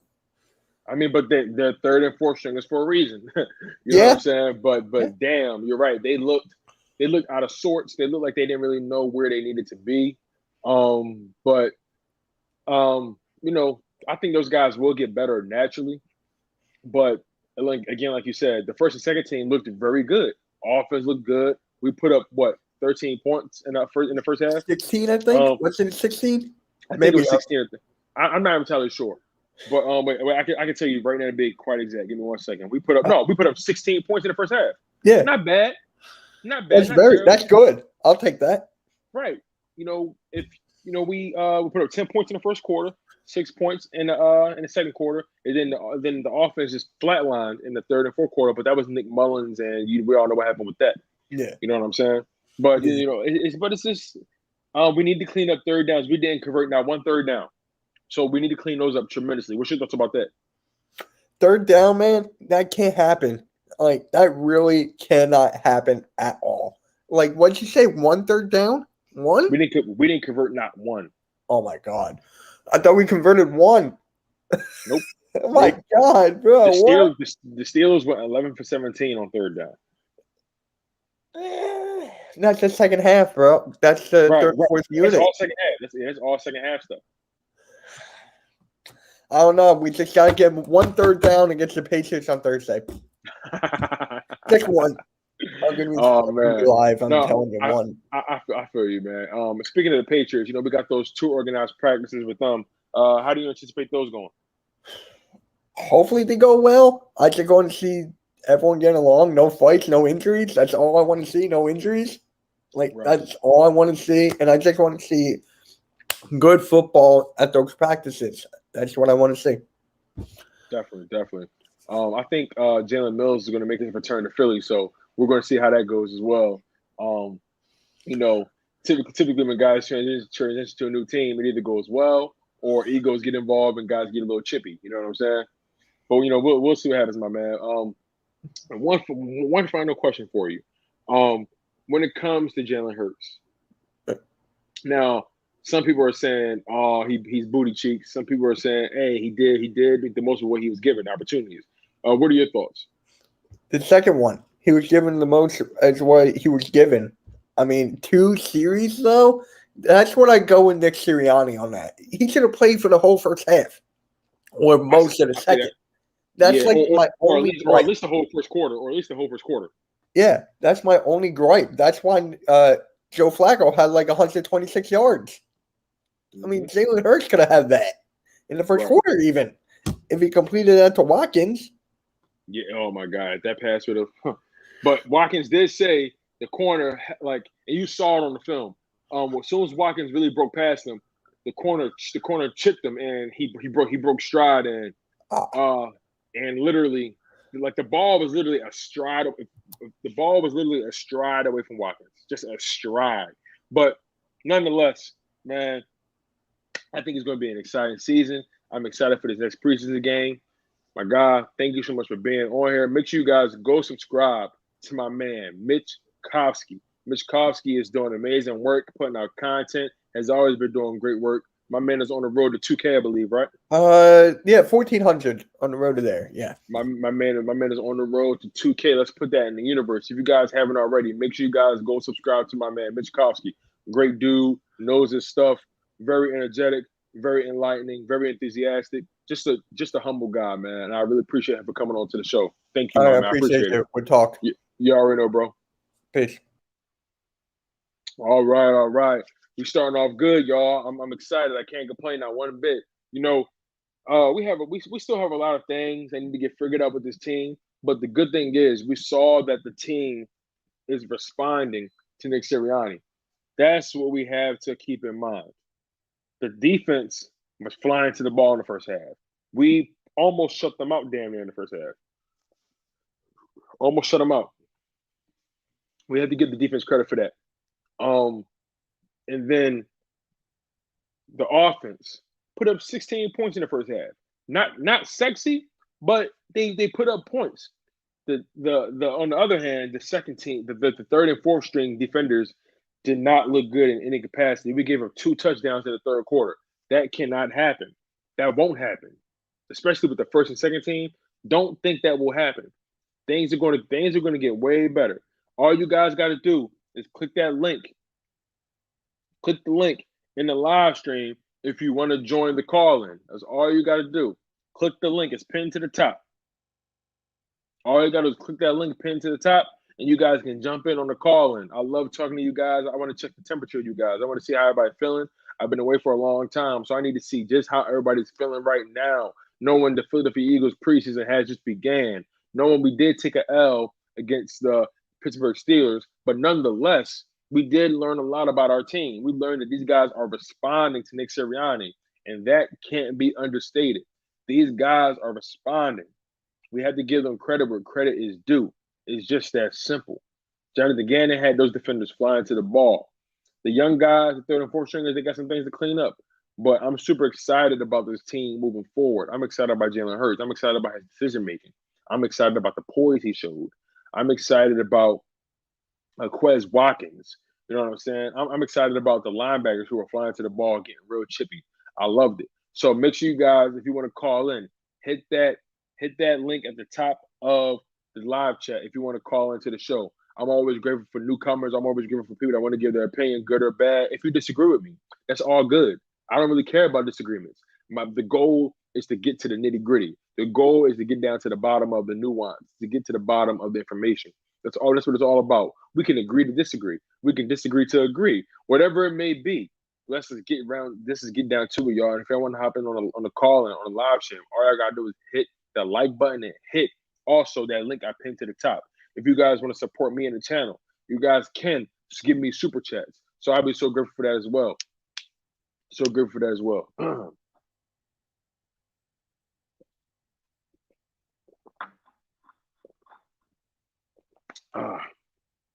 What else, man? So many things to discuss. Jake Elliott. What about Jake Elliott, y'all? Jake Elliott actually looked very good. Let's give him credit. Jake Elliott went 3 for 3. Longest of the day was 50 yards. He made his extra points. Jake Elliott looked very good, you guys. We got to give him respect. We all were struggling if Jake Elliott was the guy. but nonetheless, he looked great. My brethren is in the building.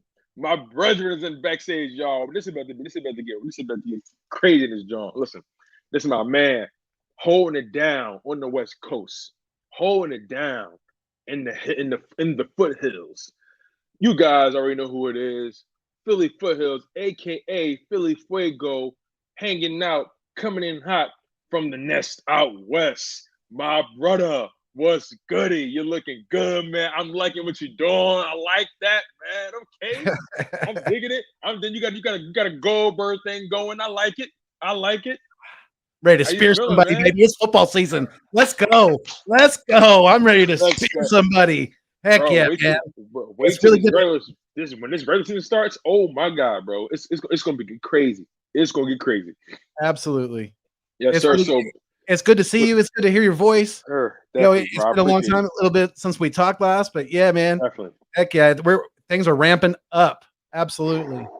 Definitely, bro. I'm excited about everything. I'm excited about your channel. Congratulations again. To you making it to 1K, bro. Your grind has been astronomical. Your grind has been commendable, bro. I'm just so blessed and honored to even be connected to your journey, bro. No problem, bro. Take your time. No problem at all. But I just can't deny the fact that I'm so grateful to be a part of your journey, man. Like I'm grateful to even know you, to see your growth, and my man, like this. It's such a beautiful feeling, a beautiful sight to see. I'm just honored, bro. I'm happy for you. I'm so happy for you, man. How did that feel when you woke up and saw that 1K? Like what was it? Or was it an overnight thing? Like you saw it the next day, or did you see it happen like in real time? Like how did it go? Fill me in.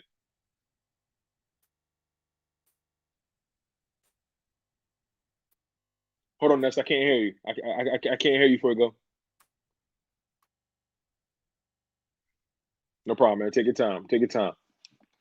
My man is always held it down on the West Coast. You know how hard it is being an Eagles fan on the West Coast? You got to deal with Chargers fans. You got to deal with Rams fans. You got to deal with Seattle Seahawks fans. You got to deal with Arizona Cardinals fans. You might even got to deal with Dallas Cowboys fans out there. You know what I'm saying? Like, are you able to hear me now? Yeah, I can hear you perfectly, my man. Perfect. All right. Awesome. Sorry about that. Yeah, no, you're good. You're good. So tell me how that felt. Oh, wait, I lost you again. Damn, where'd it go? You can't hear me? Oh, there it go. Got it. My bad. Okay. So yeah, it was kind of unexpected. I was getting really close, and I didn't ask him to do it, but Birdman, he did a live, trying to get people to, recognize my channel and come sub up to me to get me over that hump. And yeah, we were able to do it. We were able to get me, I forget how many it was that night, but yeah, it was at least I think 20 or 30 subs, something like that. It was really cool. Yeah, so I got to see it happen in real time, and yeah, it was really, really exciting. It absolutely was. And yeah, I'm just, like you said, I'm very humbled from all my subscribers and all that, and just really blessed to be able to work with people like you. Yeah, man, it's such a humbling feeling. I remember when it happened to me. 500 just gave me the biggest supercharge ever. It was insane, dude. Yeah. It was one of the most amazing feelings. But bro, I'm so proud of you, dog. Like it's so crazy when you think about where you were and where you are today. Now the pressure's really on, my guy. The pressure is on tremendously. Yes, sir. It's just so excited to see where you're taking the content, where you're going, man. The ambiance you set, the background is electric as always with that Eagles green. I love it, bro. I love it. So so let's talk about these Eagles, man. Let's talk about what we've been saying so far with this preseason. What are your thoughts so far when it comes to Jalen Hurts, the team, defense, Nick Sirianni? Just fill me in about what's on your mind. Yeah. Well, we'll start off with Jalen Hurts. I thought he looked decent, for the very limited time that he got in week 1. I hope they give him a little more time than that. Maybe give him a full quarter at least, with the offense, the starting O. And yeah, I want to see him work through his progressions a little bit more. There was a third down that kind of caught my eye where he had the protection, and if he would have just held it and let somebody get open a step or two, if he would have just had confidence in that offensive line instead of tucking the ball in and running, which he did really quickly, but then he was stopped short of the first down.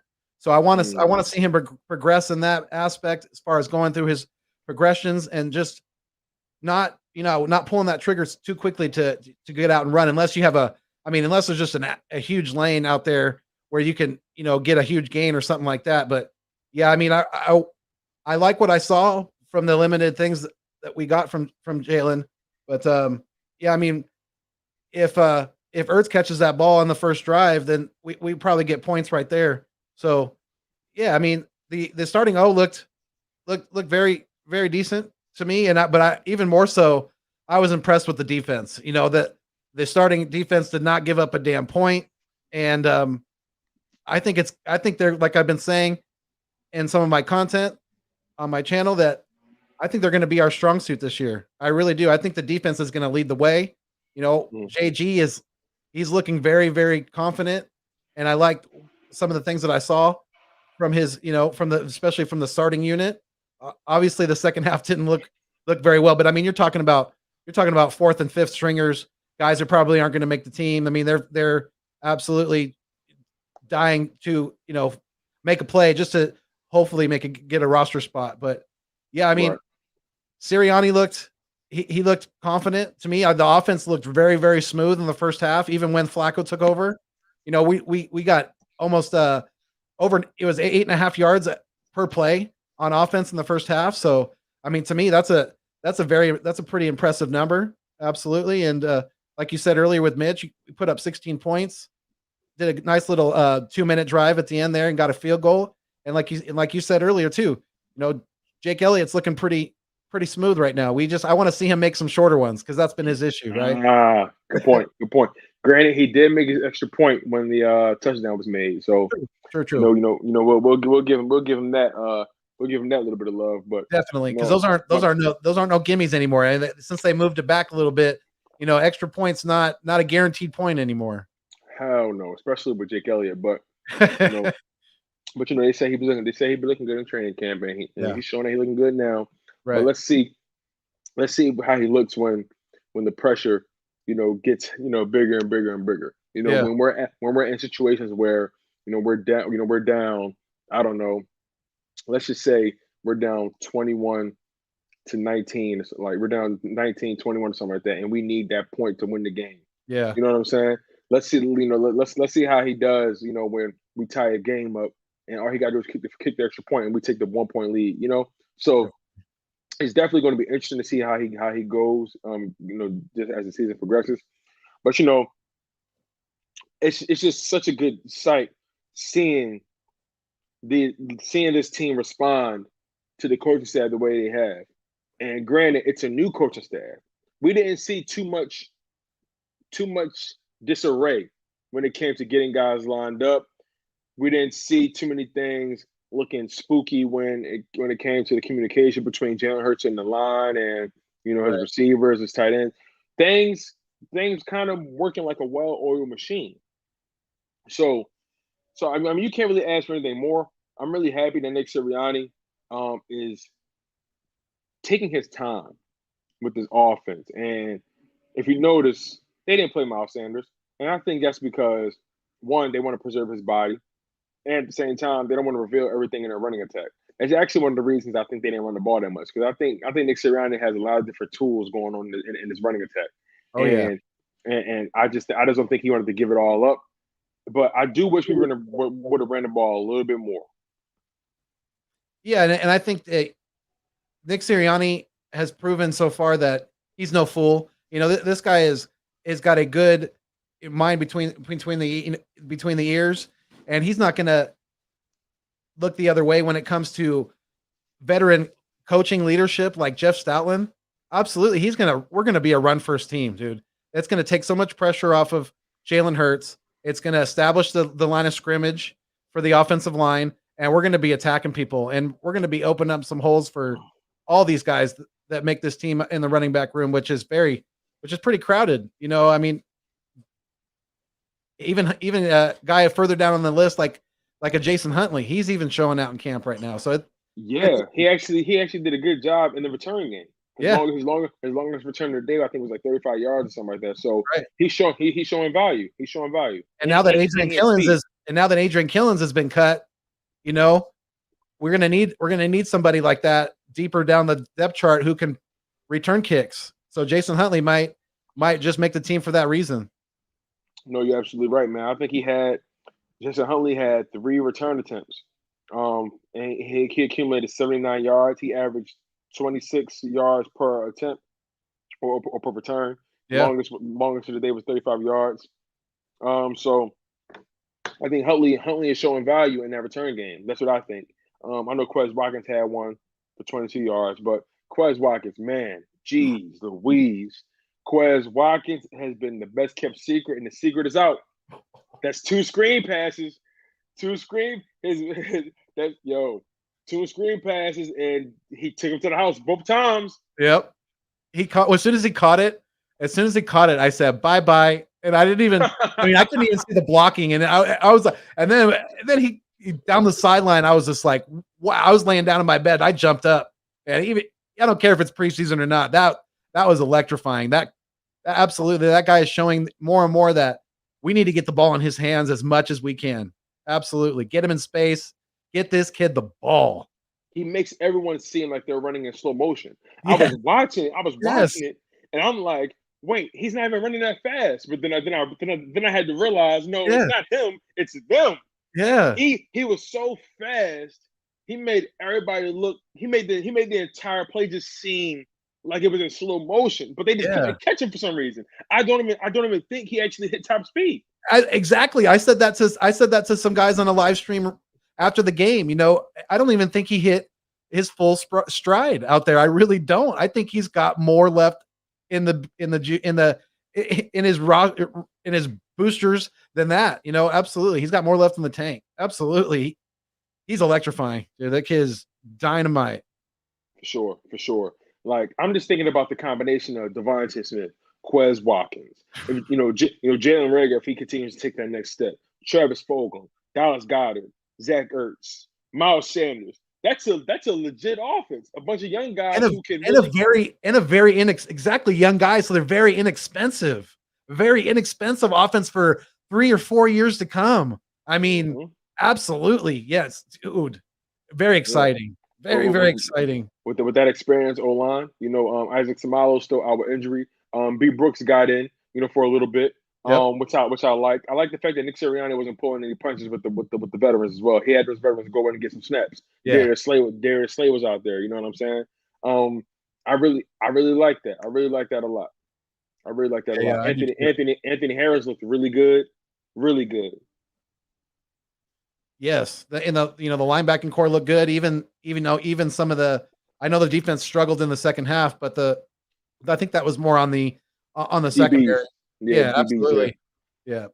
So that begs the question, like, how deep is this cornerback room? How deep are these DBs? Because right now it doesn't look that way. Right now it looks like after the first string guys, maybe the second string guys, then we're kind of ass out. So what do you think? Yeah, I think they definitely need some more work. I think with the maybe with the coaching staff learning the system, things like that. I just I think you're right. We don't have a super amount of depth when it comes to our corners. After, I mean, probably I think we got a good 5 right now with Maddox, Zach McPherson, Josiah Scott, and our 2 starters, on the outside, Nelson and Slay. I think we got a good 5 right there in the corner. But after that, I don't know. Jaquette's still looking very shaky. Who else we got? We got James, I think, a couple other guys. But yeah, nothing. We still got Levert Hill. Yeah, Kevon Seymour. But you're right though. As a matter of fact, after that game, we cut Nate Meters.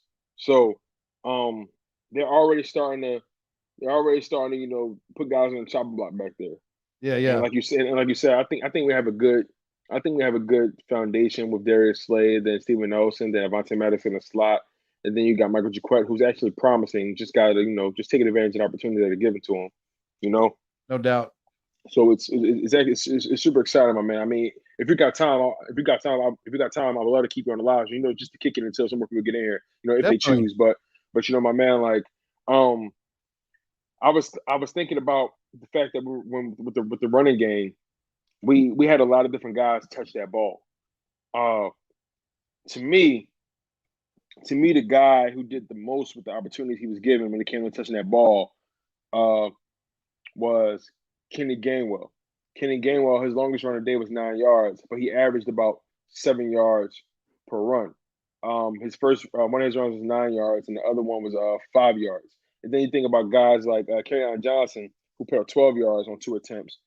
His longest run of the day was 10 yards. Then Jordan Howard, granted, only had 1 attempt for 3 yards, but he had a huge block that gave Jalen Hurts the time to get that ball to Dallas Goedert, I believe it was. Yeah. So he's trying to do everything in his power to show his value. What's your thoughts on the running back room? Who do you think is going to make the cut? Things of that nature. Yeah, it's going to be, it's going to be tough for this coaching staff, and it's going to depend on definitely on how many they're going to keep. Are they going to keep 4 running backs, or are they only going to keep 3 on the active roster? I tend to think they're going to keep more like 4, and I would, obviously Miles Sanders is our starter.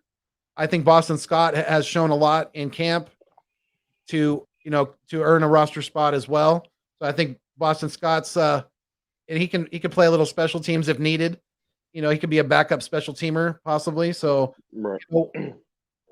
The interesting thing, and I think Gainwell's going to make this team too, like you said, because he's been showing some good things, and he could obviously catch the ball out of the backfield very well because he's a converted wide receiver, and that's his specialty. Is catching that rock. So, and I think definitely Sirianni covets that in his running backs, and that's why he's signed guys like, or they drafted Gainwell and they signed Kerryon Johnson, because Kerryon Johnson's another guy that can catch the ball out of the backfield. Yeah. So, but I don't know. I think Jordan Howard might be the odd man out. I think the 4 for me would be Sanders, Scott, Johnson, and Gainwell.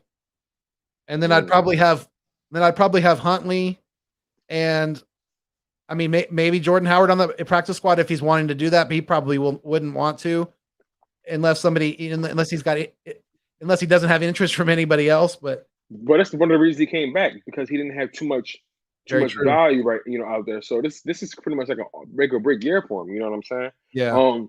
And to your point about Kenny Gainwell, I think he showed some value in that first preseason game. In total, he had 4 touches for a grand total of 30 yards. So he was averaging about maybe 8 or 9 yards per touch. I guess you'll say maybe 7 to 9 yards per touch. Yeah. So he showed some pop, showed some versatility. His longest catch of the day was 10 yards. So I think I think that was interesting as well.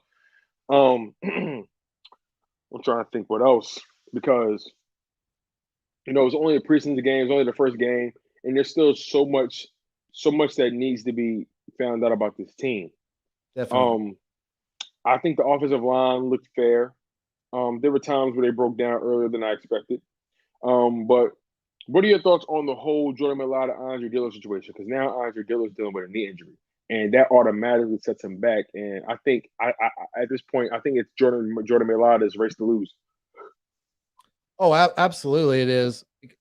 And I love the fact that even though he hasn't had much competition on the outside there at the left tackle position, the kid, when I'm talking about Jordan Mailata, he continues to work his ass off. He's been seen working after practice, even after having great practices. He's been putting a lot of good stuff together, and he seems like he's growing more and more and more. And like I said, he's been putting in extra time after practice with guys like Eric Wilson and things like that. So I think, like you said, it's his job to lose. Absolutely. And yeah, I was thinking about doing a content video about Dillard, because I want to know some fan reaction in regards to, is it possible? I mean, obviously first rounders have been cut before, but what's more likely, Dillard to be cut or him to be put on the practice squad?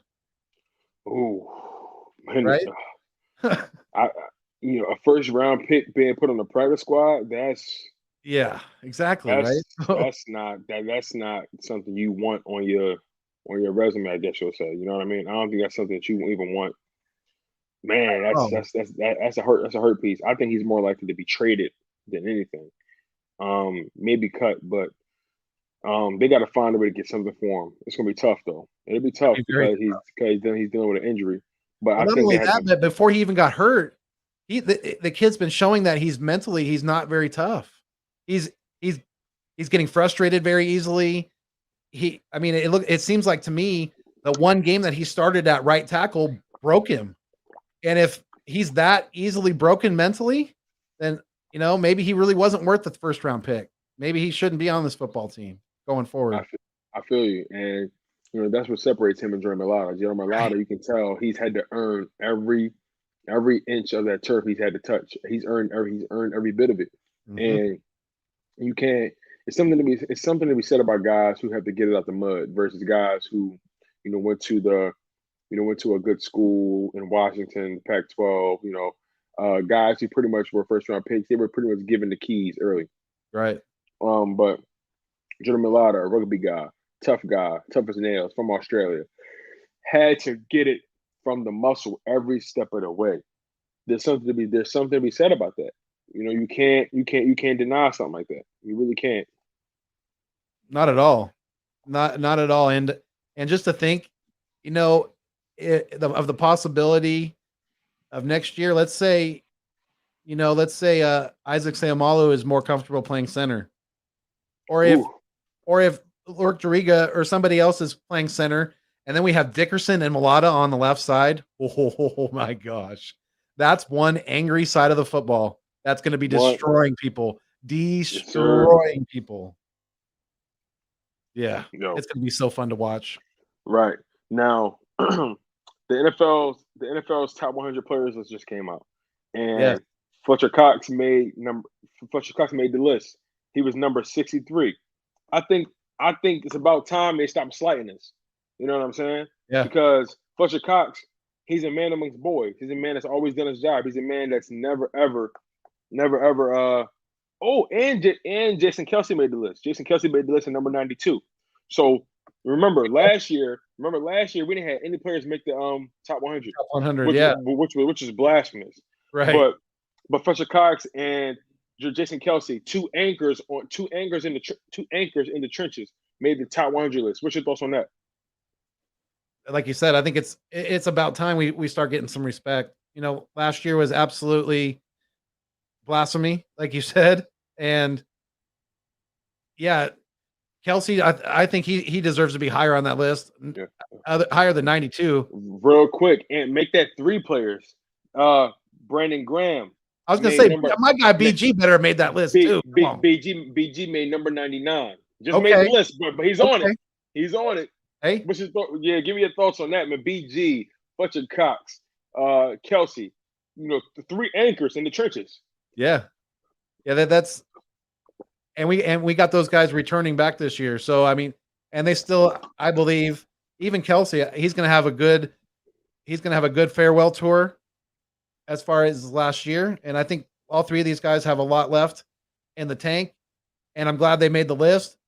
Like you said, it's a long overdue, because last year we got highly disrespected as a football team, because we have talent on this team, and we may not have and it's interesting because we won less games last year, but we still got 3 guys on the list. So maybe that's telling us something. Maybe that's telling us that they screwed up on the list the year before.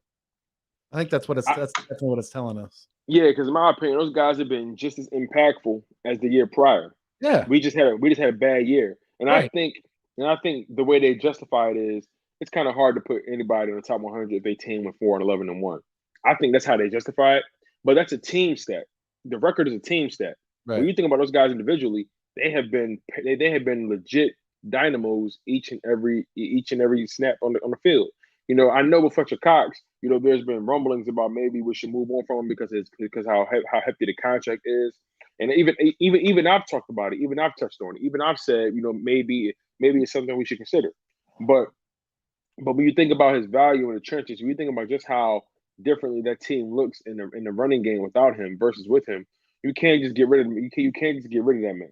You know what I'm saying? You can't just, he's another player I believe that needs to retire as an Eagle. Not just Zach Ertz, but Fletcher Cox needs to retire as the Eagle. I think Justin Kelsey needs to retire as the Eagle. You know what I'm saying? I think BG needs to retire as the Eagle as well. Facts. No, I agree.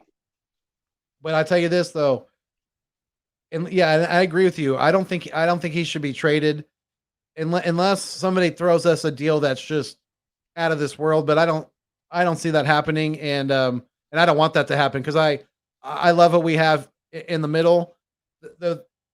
The combination of him and Hargrave, what I'm hoping for this year is going to be very, very dominant, because if both of them start to eat, the defensive line or the offensive lines can only double team one of them. So, and then you got one-on-ones on the outside with like you said, BG and our boy Josh Sweat, who is showing out this summer, and he's looking like an absolute beast. But right next year though, or going into next year into the future, because we got a lot of money tied up in between Fletcher Cox and Javon Hargrave. That's like $70 million. And Hargrave's actually making a little bit more than Big Cox. So if they don't have a real, to me, if they don't have a supremely dominant year as a duo, one of them, if not both of them, has got to restructure their contracts. That's just too much money tied up in defensive tackle. You know what I mean? Yeah, I feel you. I think it's probably likelier. It's probably likelier that they might do it the Hargrave. Yeah, it's probably likelier because they tied up a lot of money in that man who didn't even come from this type of defense. Yeah. He came from a 3-4. Coming to us, we have a 4-3, and you gave him all that money as if like I don't know. I just felt like you gave him a lot of money you put up a lot of money for a guy who isn't even used to playing your defense. You know what I'm saying? You're trying to fit a square peg in a round hole. But granted, that was a decision prior to the Nick Sirianni era. You know what I'm saying? I think this team is trending in the right direction. I don't think we're moving backwards per se. I think Jalen Hurts has shown things that he can build off of by making good decisions in the pocket, not taking any negative plays at all, not taking any sacks, I don't believe. So I think that's important as well. The offensive line, especially the backups need to tighten up, especially in the tackle position. Isaac Samala needs to get healthier. We need to see Landon Dickerson get healthier as well. This is going to be a very interesting season for the Philadelphia Eagles because so many guys are going to be under the watchful eye. What do you think? Oh no, I agree, and you're right. We got to get some guys healthy going into week one. I want to make sure that everybody, all our starters are ready to go for the most part, and I want to see guys like Kavon Wallace step up for this defense. He's a young kid. He's going into his second year. He did a lot of this last year, and now it's time to shut that and to start showing out on the field, start proving it with the pads. So, yeah, he's somebody definitely I'm going to have my eye on. Obviously, I want to see what kind of production, even after restructuring his contract, I want to see what kind of production we're going to get out of Derek Barnett. It's looking more and more that he could possibly be coming off the bench. So we'll see how hungry he is. I want to see what we got out of him. And, on the offensive side of the ball, even if Zach Ertz is still here, I want Dallas Goedert to try to take some big strides forward this year. Definitely. Because it's got to be D-God season. I agree with you 100%. You know, Dallas Goedert's in a contract year, and Yeah. there's no way you let him walk. There's no way. So No. I think that was actually part of restructures happen because they're trying to gear up for that Dallas Goedert payday. Yeah. And you know, who knows? Like I I said, want to maybe speak to the tight end position. I wanted to get your thoughts on Tyree Jackson. What are your thoughts on this kid? Oh man, Tyree Jackson. He's a physical specimen, dude. Right? Like when you think about the two 6'7", 50. catches he had a 19-yard catch that was crazy. Yeah. And then he followed that up with, I believe, a 13-yard catch. So the dude has ability. He has the ability to get open. He's such a big dude, 6'7", 249 pounds. Knows how to play the leverage game with the routes because he used to be a quarterback. He knows what his quarterback is looking for. Yeah. So I think that's something good to have. And like I said, if he continues to trend upwards like this, don't be surprised if Zach Ertz somehow gets traded before the deadline, and then you have a tight end room with Dallas Goedert and then Tyree Jackson. Those two are freaks. And Richard Rodgers too. And then Richard Rodgers, the veteran who somehow, some way knows how to get open with his slow ass, but he knows how to do it. Oh man. But you know, we're actually in a pretty good position to the tight end spot if we lose Zach Ertz. Not saying I want to. Not saying I want to because I'm a Zach Ertz fan. But we have to acknowledge the reality. The reality is he wants to get paid at some point. I don't think we're going to be able to do that. I just don't. Yeah. Especially thinking about Dallas Goedert. Thinking about Miles Sanders' payday coming up very soon. You know what I'm saying? Yeah. It's something to think about. It is. And are we going to want to, you know, like you said, even risk the chance of losing a Dallas Goedert? No way. And not in my opinion. I think that would be absolutely stupid.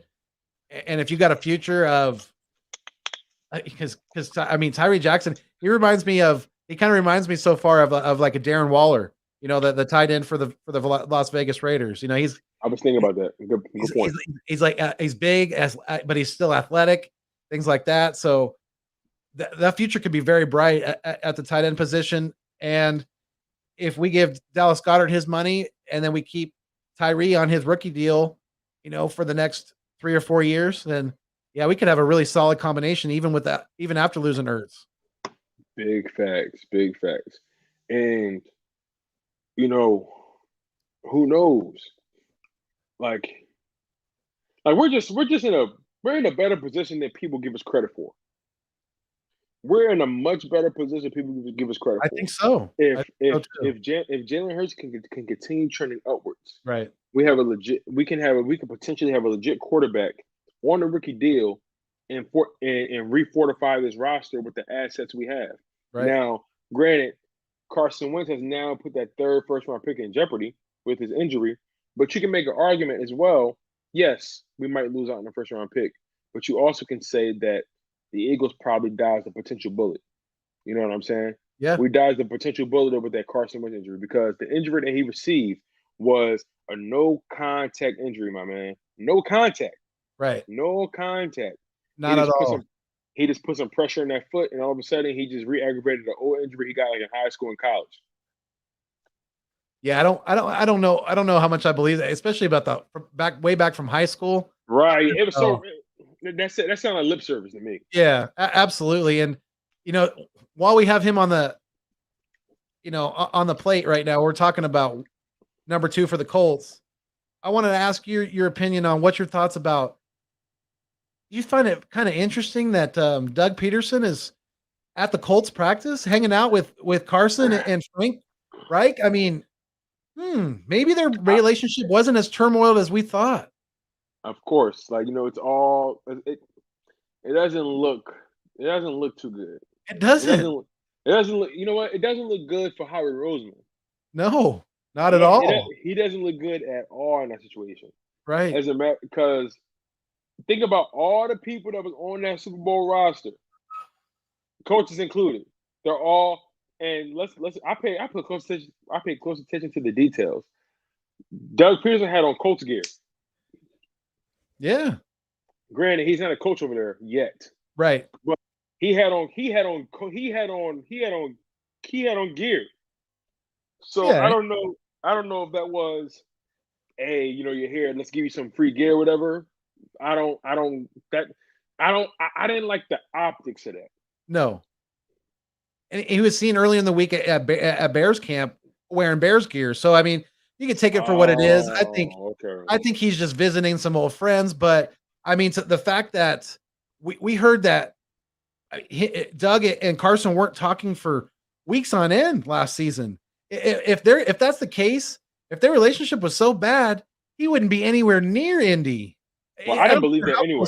Frank, I didn't believe that story anyway. How can you not talk to your starting quarterback for weeks? Exactly. As the head coach, the starting quarterback, that story, the notion of that story just sounds improbable, impossible.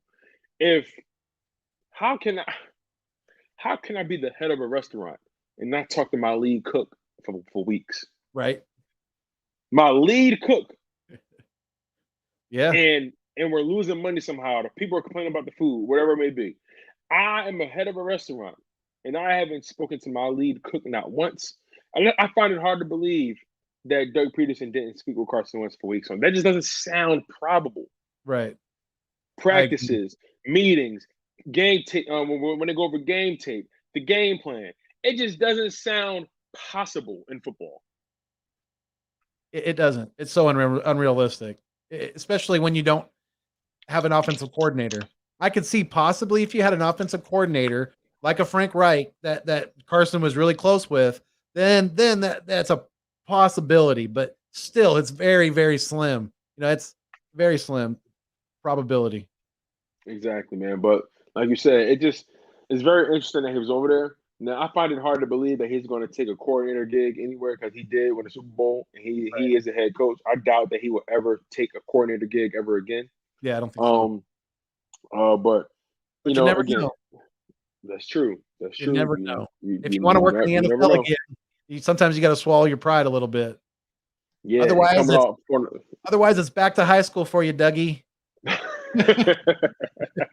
Can you imagine being a Super Bowl winning coach coaching high school? With your plain ass vanilla offense, take your ass back to high school. That would be terrible, man. That'd be so terrible. And well, I mean, if you think about it, the only reason he really shot up to the coaching ranks was because of Andy Reid, right? I mean, he didn't really earn it. A lot of these guys, they worked for years as assistants. Assistant to the special teams coordinator. I mean, for years working up their ways through the ladder. But I mean, he got the offensive coordinator position right out of from being a high school football coach. I mean, damn, Andy. I know you love the kid, but geez. Yeah, I mean, granted, just to give him some, respect. Yeah. Or just to show that he kind of earned his chops a little bit. From 2005 to 2008. He was the head coach of Calvary Baptist Academy, which is a high school. Then he got the gig to be the Office of Quality Control Coordinator with the Philadelphia Eagles from 2009 to 2010. Yeah, then that's right. Then in 2011 and 2012, he got upgraded to the quarterbacks coach. Then he became offensive coordinator for the Chiefs from 2013 to 2015. Then he became the Eagles head coach in 2016, and the rest is history. So I mean. So he has a path, but his path has not existed without the likes of Andy Reid being involved. That's a fact. Right. Jersey boy, thank you so much, my man, for the love. I appreciate you, my God. Thank you so much. And if he can't swallow the fact that he's not the best play caller out there, at least at this moment, at least from what we saw in Philadelphia, and he's not able to work with an offensive coordinator, very steadily as a possible head coach again in the NFL, then he's probably going to have a tough time finding a new job. It's very possible. It's very possible when you think about all the things that the chips are kind of stacked against him, given the fact that he got that Super Bowl ring, but people see that you weren't the same guy when Frank Reich left. People saw that. Oh yeah, absolutely. And I know I called it last year. after we tied to the Bengals. You know, you go back and watch them. Like I went on a rant, like I went on a very, very vulgar rant after we tied the Bengals. I was not happy, and I said it then. You know, I think winning the Super Bowl that early, as much as we loved it as fans, but for Doug Peterson, for his coaching career, I think it was maybe the worst thing for him that early on. I think it just kind of really swelled up his head, and him not getting an offensive coordinator last year just really confirmed that for me. Very good point. Very good point. Yeah, and then you think about he was ready to upgrade Press Taylor, but nonetheless, we have a new coaching staff, Nick Sirianni. We got Jonathan Gannon running the defense, Shane Steichen running the offense, who they're showing that they have the pulse of these guys right now. The guys are responding. We got the best offensive line coach in the league. I mean, man, Jeff Stoutland, man. I was just watching Jeff Stoutland mic'd up, and the way he just delivers the message, the way he keeps these guys locked in, the way he holds them accountable. He told Jordan Mailata when he's mic'd up, he told him, hey, you let me down last week or yesterday. You disappointed me. You know, you messed up something that you always do right. I don't understand. It's all about the fundamentals. You know, so it doesn't matter who he's talking to. He lets guys know, hey, I'm paying very close attention to everything you do, and you know you're deviating from the fundamentals. Stay locked in. Right. You disappointed me yesterday. I know you're better than that. You know what I'm saying? Yeah, he's calling them on their shit. Absolutely. Yeah. Even guys like Aaron Moorhead holding guys accountable, letting guys know, hey, listen, this is not gonna get handed to you. You know what I'm saying? Yeah. He's making. You know I love the way he interacts with the guys. I love everything about it. This coaching staff is truly, those two are the only guys remaining from the previous staff last year. So it's really good to see those guys holding the team accountable. And you know, Aaron Moorhead, you know, him in press conferences versus when he's coaching, two different guys. When he's a coach, he's in it. He's on it. You know what I'm saying? A lot of passion. A lot of passion. Yeah. He kind of his looks, he reminds me of, he kind of looks a little like Vince Vaughn. Yo, right? Oh my God. I was gonna he looks like Vince Vaughn's like uglier brother. I mean that's hilarious because I was gonna actually, when I was watching him in the mic'd up, I was like, yo, he kind of looks like Vince Vaughn a little bit. You see it too, see? Yeah. I did not vocalize that ever until just now, yo. That is hilarious. Yo. Oh shit, that's crazy. Yeah. That is crazy. Oh man, Bird Gang 31, my guy. What's going up? What's up, my guy? Welcome back, my guy. Congrats again. Thank you so much, Bird Gang. Listen, man, you got to put in some work as well. Shout out to you for helping my man shoot over that 1K mark, man. You are a goat for that. Bird Gang is a dope content creator. Make sure you guys go lock in on his content as well. My man is holding it down from Alabama, by way of California. A real dope guy, real dope individual. I was blessed to be able to come on his channel a few weeks ago. And the dude is just a great guy, man. Just a splendid individual to talk to. I love the energy he's putting out there. He live streams almost every day. He's a beast, you guys. So make sure you guys go lock in with him. And he has a family. He holds it down. That man is committed, and I love it. I love finding Eagles fans all over the country because you find them in places you never would have thought you'd find them at. You know what I'm saying? Like who would have thought Alabama? That's crazy, man. But you know he's from Cali. Shout out to Bird Gang 31. He's a great dude, man. Yes, sir. Yes, sir. Jersey Boy says, great seeing his coaching staff, home players accountable. Player development is critical for our team. We have a lot of young guys with potential.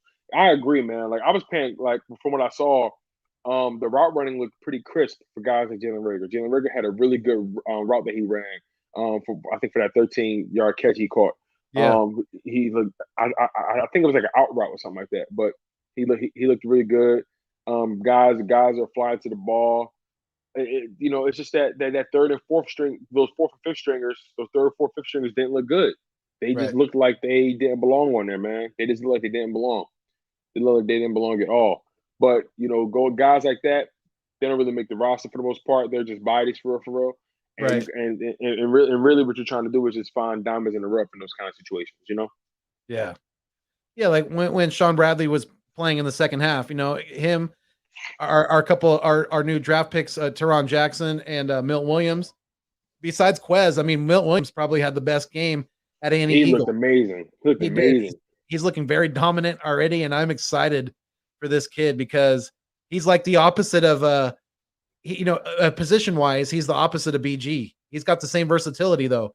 He's a defensive tackle, but you can slide him to the outside, just like BG. He's a defensive end, but you can slide him inside at times. It's great to have versatility and to have flexibility like that on your defensive line. And yeah, Teron Jackson looked like a starter amongst, he looked like a man amongst boys out there. Yeah. They both did at times. Yeah, So yeah, I feel you on that. Like Milton Williams, he just showed pop. He showed that, like, because he doesn't have the longest arms, but he just has a brute strength, just a way to get into the quarterback. Very strong kid. I think he was there. He was involved in that sack with T.Y. McGill. When T.Y. McGill got that sack, he was right there. He was right there, broke down the right side, and like you said, he's able to bounce back and forth between the inside and outside. He has that flexibility, has that bend, has that wiggle to get through. Yeah. Just violent hands. And now I see why JG was so excited about getting that guy. The dude is violent. Yeah, the dude is violent. And you brought up T.Y. McGill. He's been outshining Hassan Ridgeway so far. So Ridgeway better get things going, because with T.Y. McGill showing out and with these young kids who I know that we want them to make the roster, because we even have Big T, that kid that we got from USC. So, he's another piece. Yeah. Exactly. I just call him Big T because it's easier to say. Tuipolo, Big T, yeah. Yeah. I like that. Yeah, so I mean, Ridgeway could be the odd man out. He could possibly be thrown out of the practice squad if he doesn't start showing up. Yeah, it's entirely possible. And you think about the DNs, Derek Barnett. I heard he was having a good camp, but so was Josh Sweat. And I heard Josh Sweat is, he's coming for those first string snaps, man. Oh yeah. And it's neither of those guys played yesterday, but it's very possible Josh Sweat might end up being a starter. It's very possible. I think so. He's been getting a lot more of the first team reps, and he's been having great practices, great camp so far. And he's been having success against, not only from what I've heard, Josh Sweat's been having a good amount of success against everybody, even Jordan Mailata. It's not just been against guys like Andre Dillard and some of the backups and things like that, but right. Derek Barnett. Yeah, I'm hoping that he can build some confidence and be a good backup, because I think it's going to be Josh Sweat's spot. On the left, on the right defensive end there. I feel you.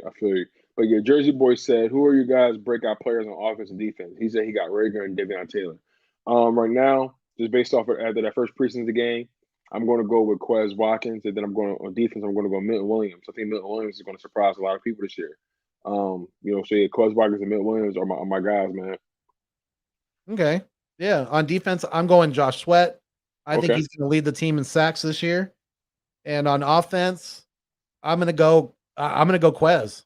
I think, I guess the seat like Jalen Hurts, the cat's kind of out of the bag, so to speak, but he's still got to do it in in regular season games and things like that. So, we love what we've seen so far, but he's got to continue to do it. And yeah, I like Quez. That's my new favorite 4-letter word, Quez. Right, Quez. Right. It's so funny because when you think about Quez Watkins and the role he'll play, most likely, Devontae Smith is probably going to get most of the attention on defense. And then you got to think about guys. Then you got to think about having Zach Ertz and guys got on that field. Quez Watkins is going to be in a lot of one-on-one situations more times than not. Mm-hmm. So he's going to have plenty of opportunity to pop. He's going to have plenty of opportunity to beat guys with his pure speed. Oh yeah, without a doubt. It's coming. It's coming for sure. Man. It is, because they can't double team it. They can't double team both guys on the outside. You're going to double team Devontae. Then Quez is, like you said, he's going to have a lot of one-on-ones on the outside. If you try to slide some, if Goddard's having a big day and you try to slide some protection to the inside, then the guys on the outside are going to beat you, or whoever's in the slot, whether it's Rieger or if it's Ward Jr., or even if they put Quez in the slot, you put Fulgham on the outside. That's a possibility too. So we got some combinations that are going to be fun to watch, and it's going to be very, very interesting to see how Sirianni, Steichen, Coach Moorhead, how they all put it together. It's going to be fun to watch the puzzle come to life. Definitely, man. And, this is just the tip of the iceberg. We haven't even this. Just I'm telling you, I got this feeling Nick Sirianni is going to just start bringing out these plays we never seen before with this roster, with this team. Yeah. He's going to get creative. I can feel it. I got to feel like some people were saying, we got to get Greg Ward, involved in the passing game with some trick plays. I wouldn't be surprised if he did that. And then somebody mentioned, wait, why not Tyree Jackson? I wouldn't be surprised with that. We got two skill position guys who are former quarterbacks. There's no way you sit in your there's no way you sit in your coaching chair. There's no way you sit in the round table with all those coaches. Y'all don't even think about it not once. Right. You know what I'm saying? Like you have to consider it. You have to. Yeah. You have to consider all options. All the options should be on the table. You don't have to necessarily do every option that's out there, but at least explore them. You could look into them in practice and things like that. See how the team kind of takes it in and things like that. How they really develop underneath certain schemes like that. But yeah, I mean, when you have a lot of ingredients to work with in the kitchen, you can come up with some really creative, delicious shit. Definitely, bro. And sometimes when you ain't working with much, hey, listen, you get your most creative. Hey, sometimes you get your most creative when you ain't working with much. You know what I'm saying? And to Evil Eagle's point, I think we are gonna have a lot of run plays. I think we're gonna run the ball a lot come week one. Yeah. I think we're gonna do a lot of running to set up the pass, to take that pressure off Jalen Hurts, to make his job as seamless, as smooth as possible. Because Jalen Hurts is going to really eat off of those play action bootleg plays where he's able to get out in space, really assess things outside of the pocket. Yeah. I think he's really going to eat in those kind of situations. And then you get those fast wide receivers going in those crossing routes, those out routes, those post routes. It's going to be really exciting to see what those guys can do in those situations. Yeah. Especially given Evil Eagle, just think about it too. What better ways for a brand new coach who's never been a head coach at any level? What better way for him to transition into the main stage of the NFL than to go behind a veteran offensive line coach like Jeff Stoutland? I mean, he's going to lean on Stoutland very, very much. And yes, we are going to be a very run heavy team, and we're going to come out. We're going to be attacking people off the offensive line because we know that Sirianni covets that, right? He wants to win in the trenches, and a good way to win in the trenches is to be attacking, not being attacked. So yeah, we're going to be opening up some holes for these running backs. Yeah, for sure, man. Like I got really, really high hopes for Brandon Brooks. He made it back from the hamstring injury. Right. I'm expecting Lane Johnson to do amazing things. And Kelsey. I'm expecting Isaac Samalu to come back healthy. Sua Opeta held his own, with the first team. Then you think about Love Tevez or Milata. I'm telling you, we're in a good space right now. We're not worse off. We just got some guys who are unproven. That's all it is. But everything's going to come to fruition. I'm super excited about everything, bro. I know you are, my guy. I'm going to let you go. I'm going to get out of here soon, my man. We have definitely got to put in some more work in the future, my guy. I'm back with a vengeance. The wedding is completely out of my. It's completely gone. It's completely done with now. I'm good. All right. Congratulations. I'm all good. Thank you, my guy. Like you and the missus, yes, Mrs. DeShields. Definitely, bro. Definitely, it's my rock right there. You know what I'm saying? So like my guy, like any final thoughts before I let you get out of here on this team, this coaching staff? What you expect for the rest of the preseason? What you expect out of this matchup with the Patriots, the week one? Just give me your final overall thought process about this team right now. Yeah, I mean, I'm very excited. Even though we did drop the first game in the preseason, that's not really what I was in the preseason. I'm not looking at wins and losses at all because it doesn't really. We don't count it, right? It doesn't really matter. So I'm evaluating players. I'm looking at guys who are giving me a good product, a good effort out there on the field, things like that. So, and I think for the most part, for the first and second stringers, up until the second half, for the most part, we saw some good stuff. We really did, and I'm excited about this defense. Like I said, I think they're gonna really be the strong suit for this team this year. That we're gonna be in some really, really, we're going to be competitive because I think this defense is going to keep the scores low for the opposing team. So our offense is not going to have to do, we're not going to have to always play lights out football, just play good, consistent football, things like that. But yeah, I mean, I just want to see good competitive football against the Patriots. I want to see us get maybe a little more, maybe put a little more blitz packages out there. I know we don't want to show our hand too much in preseason like that. We want to keep this thing a secret for as long as possible, and try to be, that ace up the sleeve, that dark horse going into the first weeks of the season before the opposing teams get more and more film on us. So yeah, I'm excited. I'm ready for this season to start. I wish the preseason was already over, because it's always a nervous time for me. I'm always kind of holding my breath about injuries and things like that, but definitely, knock on wood, definitely that nothing like that happens. But yeah, I'm excited. Like you said, we definitely got to work again soon, my man. You're always welcome on the Nest Out West. I'd love to come on your channel again, like we were doing before. But yes, absolutely. It was a pleasure to be on with you, and it's good talking to you, my friend. Yes, sir, my guy. We're definitely going to connect soon. We're going to put some work in. Most likely either this week or early next week, my guy. So definitely be on the lookout. I'm going to hit you up very soon, okay? Absolutely. I look forward to it. Yes, sir. Make sure you guys go lock in with my man, Philly Foothills, in the Nest Out West, a.k.a. Philly Fuego, holding it down. My man is killing it. My man surpassed 1K. He is officially here. He's officially here to stay. He's not going anywhere. The content's only going to get greater. The energy is only going to get more electric. And it's time for you guys to lock in. Be there or be square. Go subscribe and hit that like button. One love, you guys. Listen, Philly Foothills, my guy, I love you so much, man. I'm going to catch up with you, all right? Same here, man. You too. Much love. All right, bro. All right, you guys. We've been live for over 2 hours. Thank you guys so much for being here. I'm so grateful for all the support, all the love you guys have been giving me. I was a little rusty today, but we're back with a vengeance, and the content will keep going. The content will never, ever stop. And I'm just so grateful to you guys, man. We are going to get this thing popping. We got 10 people on the live stream. Make sure you guys hit that like button before you guys get out of here. It helps the algorithm, helps everyone find the content. Look, I'm so grateful, man. I'm such a happy guy. I'm so humbled by all the support you guys have been giving me. I'm shocked that, you guys have just been so locked into the live stream. Just eternally grateful. And flag was fly. The team is starting to move in the right direction. Jalen Hurts is trending in the right direction.